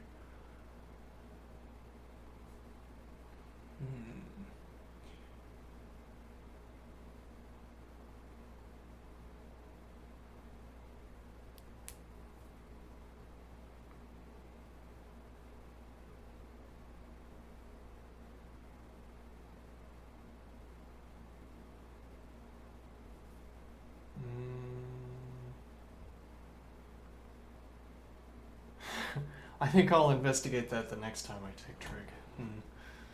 Alright. And today I'm kind of tired. Well, we're pretty close to the end. I guess we'll go ahead and finish this out. Alright, a local art gallery has a portrait 3 feet in height that is hung 2.5 feet. Okay, let's go over that. A local art gallery has a portrait 3 feet in height that is hung 2.5 feet above the eye level of an average person.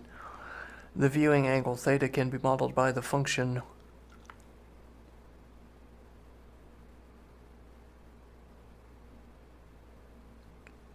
what? Wait, what? Why would we use a trigonometric? Well, because we need an angle output, and the inverse trigonometric functions output angles.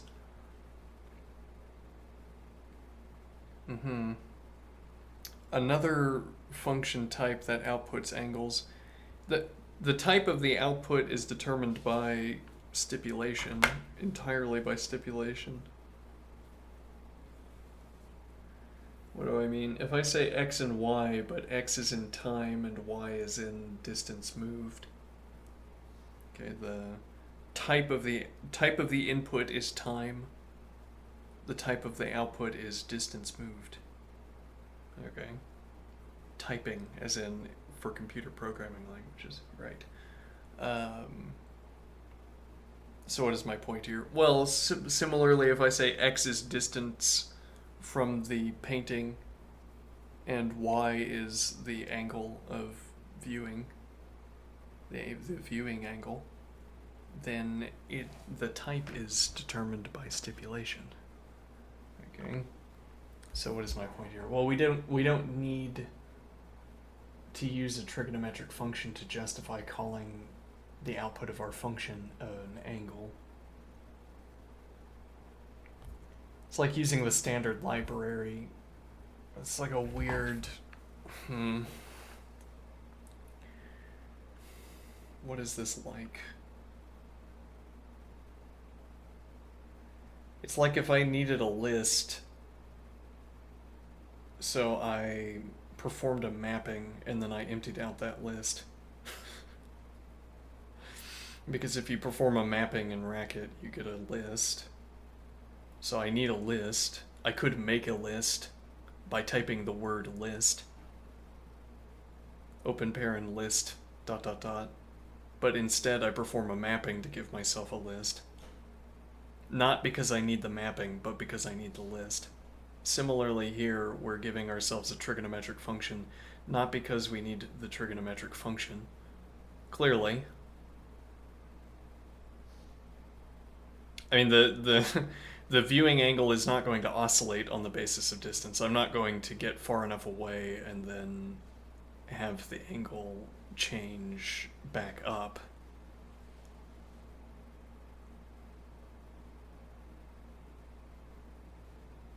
Hold on. Let me type in. Let's graph this. So theta is equal to the tangent inverse of 11 divided by 2x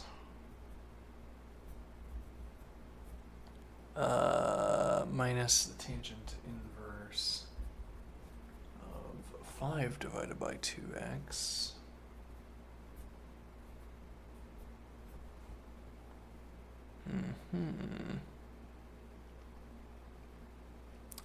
where x is the distance in feet from the portrait. Alright, so let's go to GeoGebra. And we're going to graph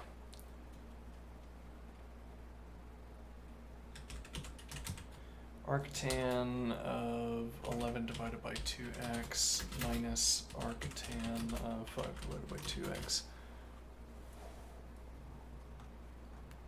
Okay, you know, I don't know what I expected here. Or no, I do know what I expected, and what I expected was wrong.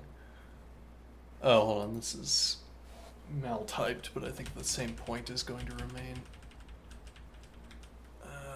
Let's see. Yeah.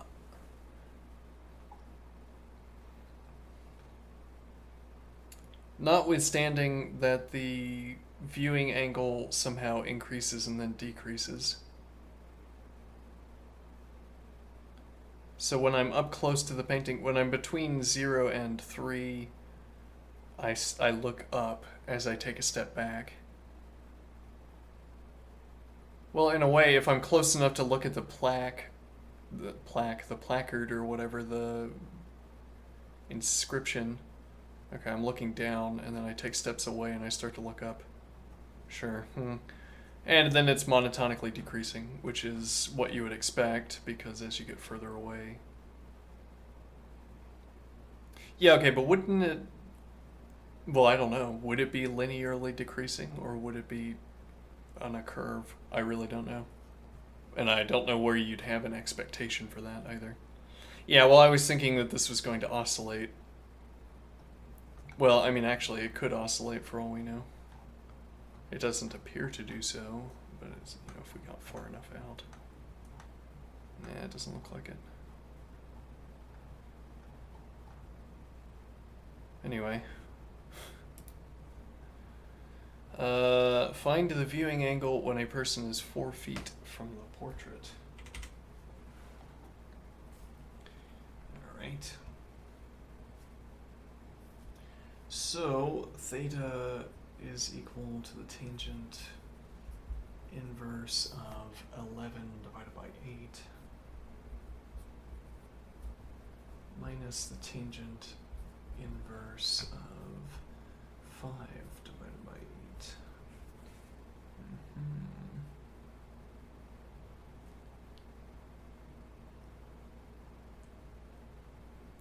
Now there are some questions about how this function works. I mean, can I take the tangent over here? Or what do I get if I have the tangent of... Well, actually, there's an answer to that.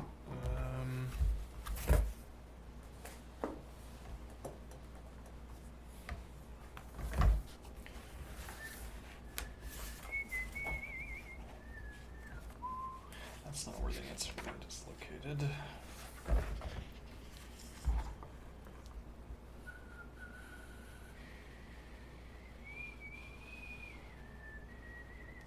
So the tangent of a plus b is equal to the tangent of a plus the tangent of b. I'm emphasizing that because it's alpha and beta, and I'm not going to write out these ridiculous Greek characters.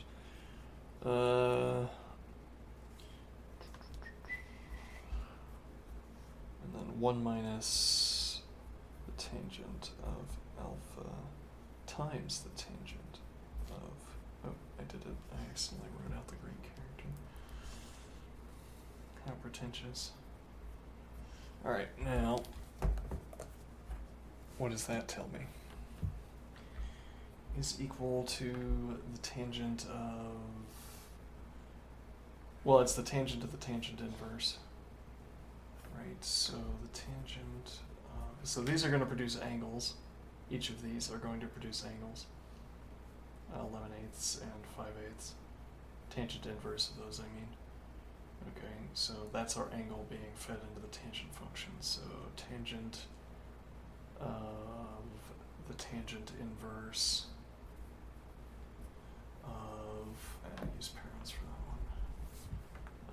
11 divided by 8. Tangent inverse, yep. Minus... That's a little bit more complicated because it's actually going to be plus the tangent of the tangent inverse of... that looks like a 4. Let's fix that. Alright, and then 5 divided by 8. Divided by 1 minus the tangent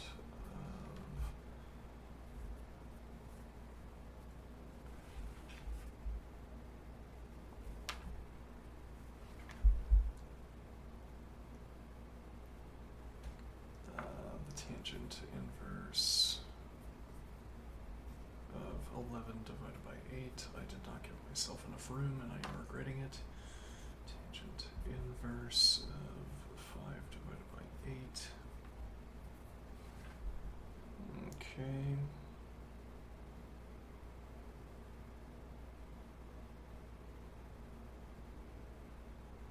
Now, what is the problem here, if anything? Well, I don't know what to do with this negative. I don't know what to do with this negation.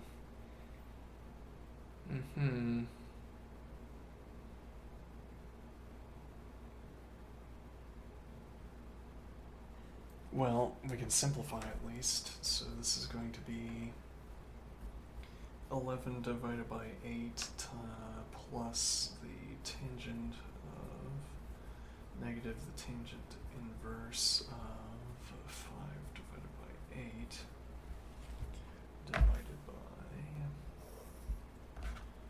1 minus the tangent of the tangent inverse. So 1 minus the tangent of 11 divided by 8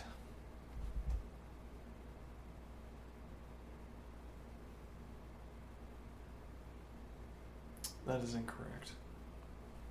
Yeah. Yeah.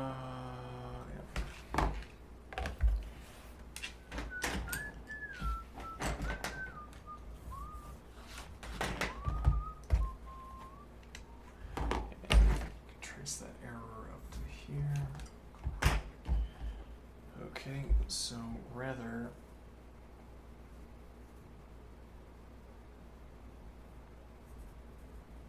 tangent of the tangent inverse of 11 divided by 8 plus the tangent of negative the tangent inverse of 5 divided by 8. Okay, divided by 1 minus the tangent of the tangent inverse of 11 divided by 8 times the tangent of the negative the tangent inverse of 5 divided by 8. Right.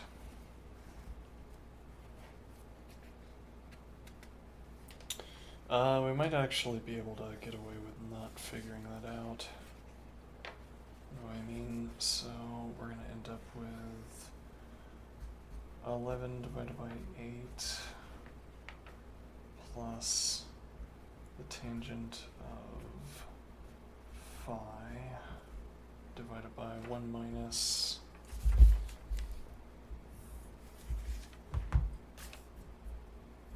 11 divided by 8 times the tangent of phi.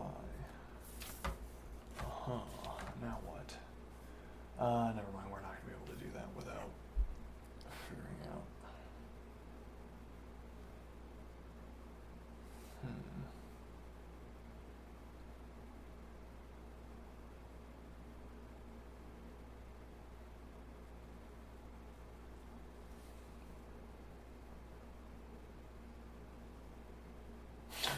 One is a relatively insignificant number. If we just get rid of that, then we can divide out.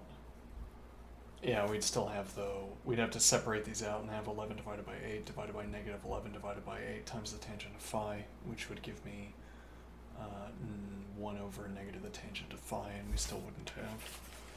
Yeah, okay, so what do we do with the tangent of the negative tangent inverse?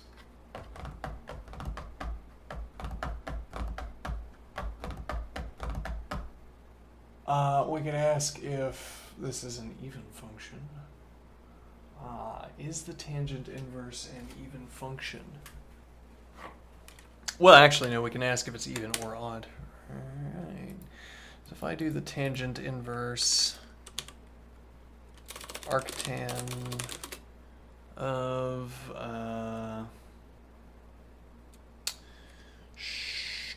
5 divided by 2x, okay, I do the arctan, I do negative the arctan of 5 divided by 2x. I see. And what is that telling me?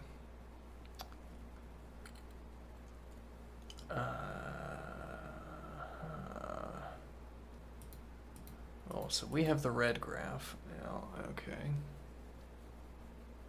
We have a positive x value input. Okay, so we have a negative output.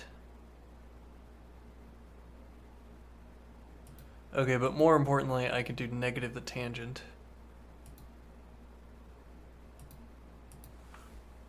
So if I do the tangent of h of x, and then I do negative the tangent of h of x.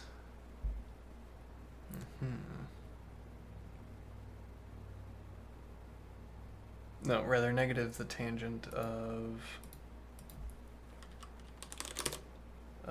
p of x.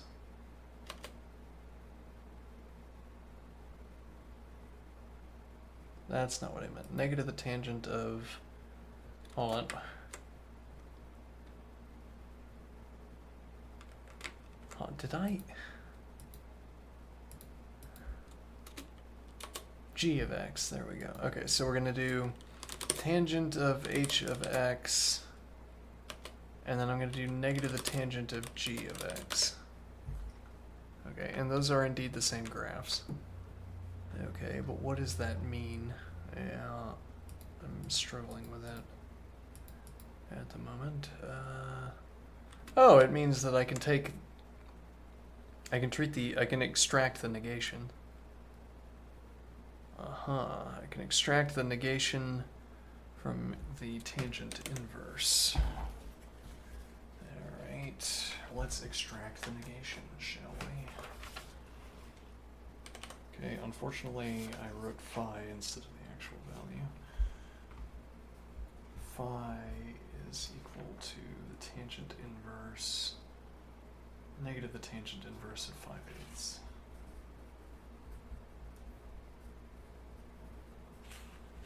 Okay, could have written that underneath instead. Oh well. Now, so this will be 11 divided by 8 minus 5 divided by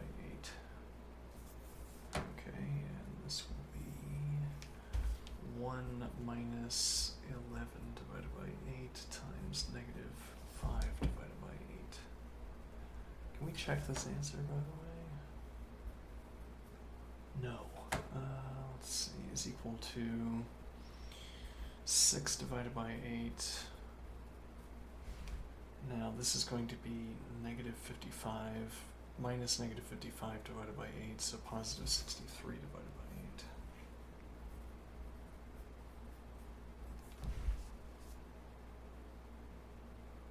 8.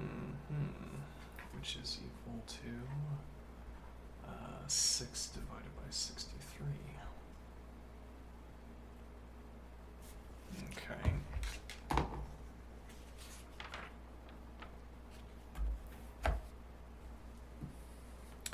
Let's find out if that is correct. So that's going to be arctan of 11 divided by 8 minus the arctan of 5 divided by 8. Degrees. I didn't want degrees, I wanted radians. Why did it suddenly decide to give me... Oh, well, that's kind of busted. That was a miscalculation. Hold on. Let's see. Arctan of 11 divided by 8. Why is... Maybe that's how it's always been, I'm not sure. Minus arctan of 5 divided by 8. Okay, now we have to convert a radian value. What do we have for radian value conversion? We have that pi is equal to 180. All right.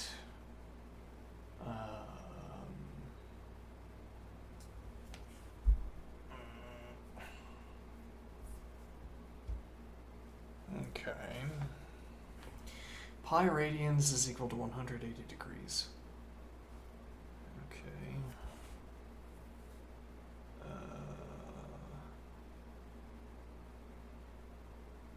Yeah, I'm in a mood where if the calculator had just given me the radians like it does 90% of the time, it didn't decide.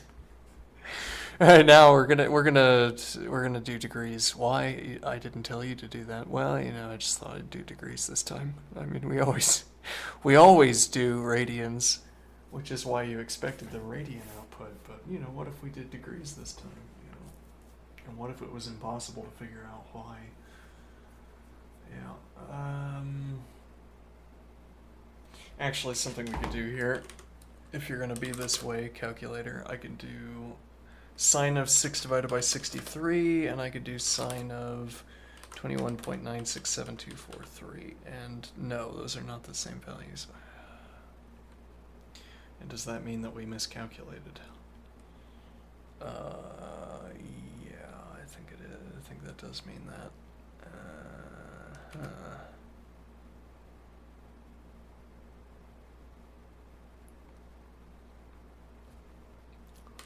All right, let's do it again.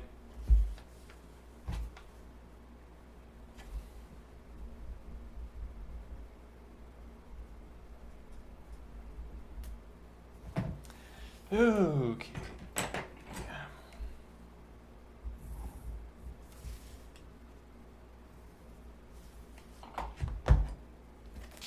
So how do we do it again? Theta is equal to Tangent inverse of 11 divided by 8.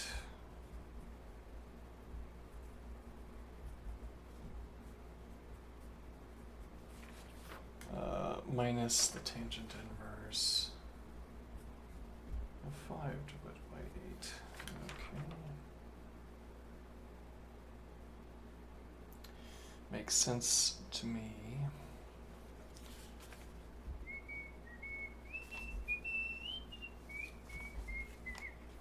Tangent of theta.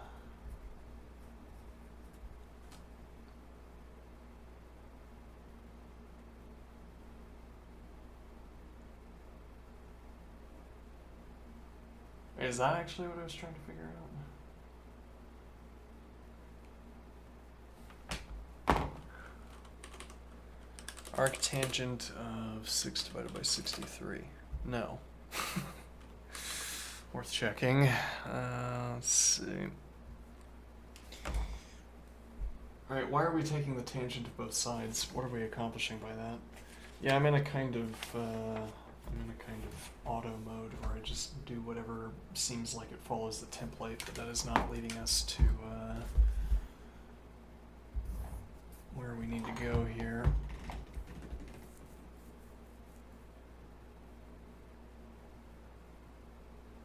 So the problem statement to wit. Let's see.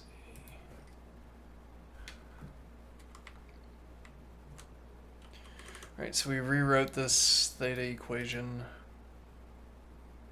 Alright, where x is the distance in feet from the portrait, find the viewing angle when a person is 4 feet from the portrait. Okay.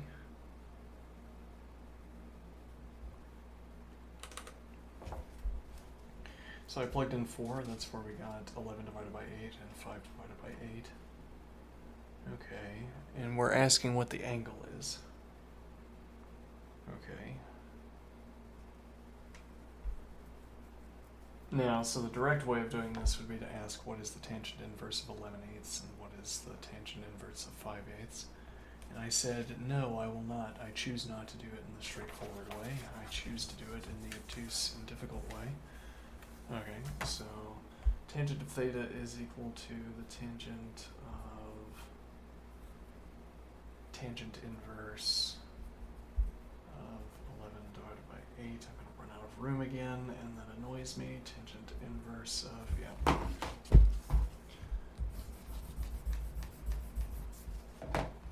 Alright, so we're going to have theta is equal to the tangent inverse of 11 divided by 8 minus the tangent inverse of 5 divided by 8. It annoys me because I know it's going to happen and I do stuff like this anyway.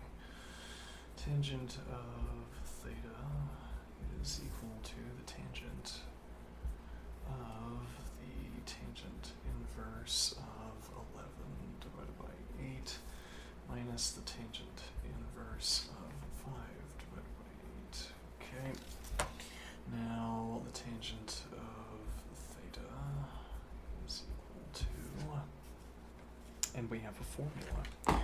Why are we doing this? Yeah. Every time I decide I'm going to spend an extra 10-20 minutes on a problem just to do by hand calculation, that's progress we're not making through the book. And when I ask myself, why have we made so little progress through the book? Well, here we are. Let's see, tangent of alpha. So the tangent of the tangent inverse of 11 divided by 8 minus the tangent of tangent inverse of 5 divided by 8. Okay, divided by 1 minus the tangent of the tangent inverse 11 divided by 8. Yeah, we need more robust binding habits. What do I mean? I didn't need to write out these two expressions. It's just, it's not making me better at anything I need to be better at. At this point, I don't need to get better at writing the word tan. Let's see. So, we have is equal to 11 divided by 8 minus 5 divided by 8 divided by 1 minus 11 divided by 8 negative, so this will be plus, times 5 divided by 8, which is once again equal to 6 divided by 63.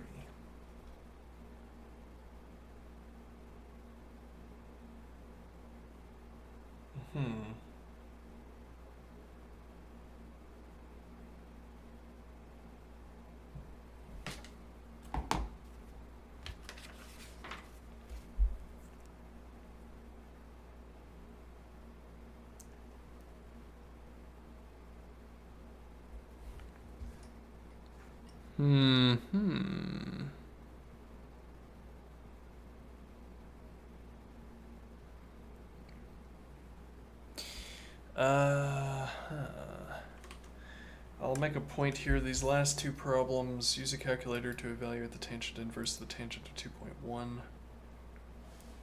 So the domain of the tangent inverse is not restricted. Okay, on the other hand, the domain of the tangent is restricted. But it's restricted to pi, and this is less than pi. So this should return 2.1. Similarly, the domain... I say restricted, it's periodic. Pi periodic.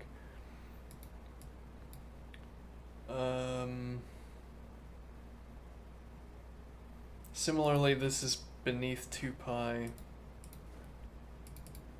Less than 2 pi, so this evaluates. Rather, it's less than pi. So this evaluates to 2.1, whereas the tangent inverse of negative 2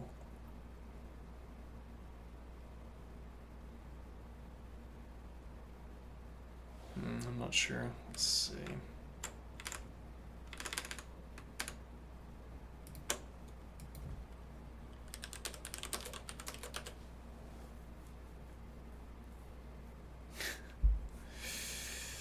I've decided to switch over to degrees for some reason.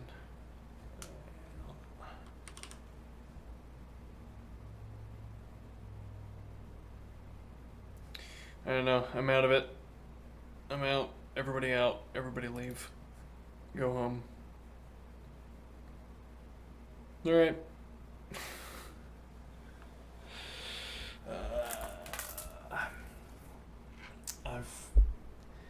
These last few days, hopefully they're not the new normal. These last few days. Because my thinking is scattered. Well, I mean, we're not,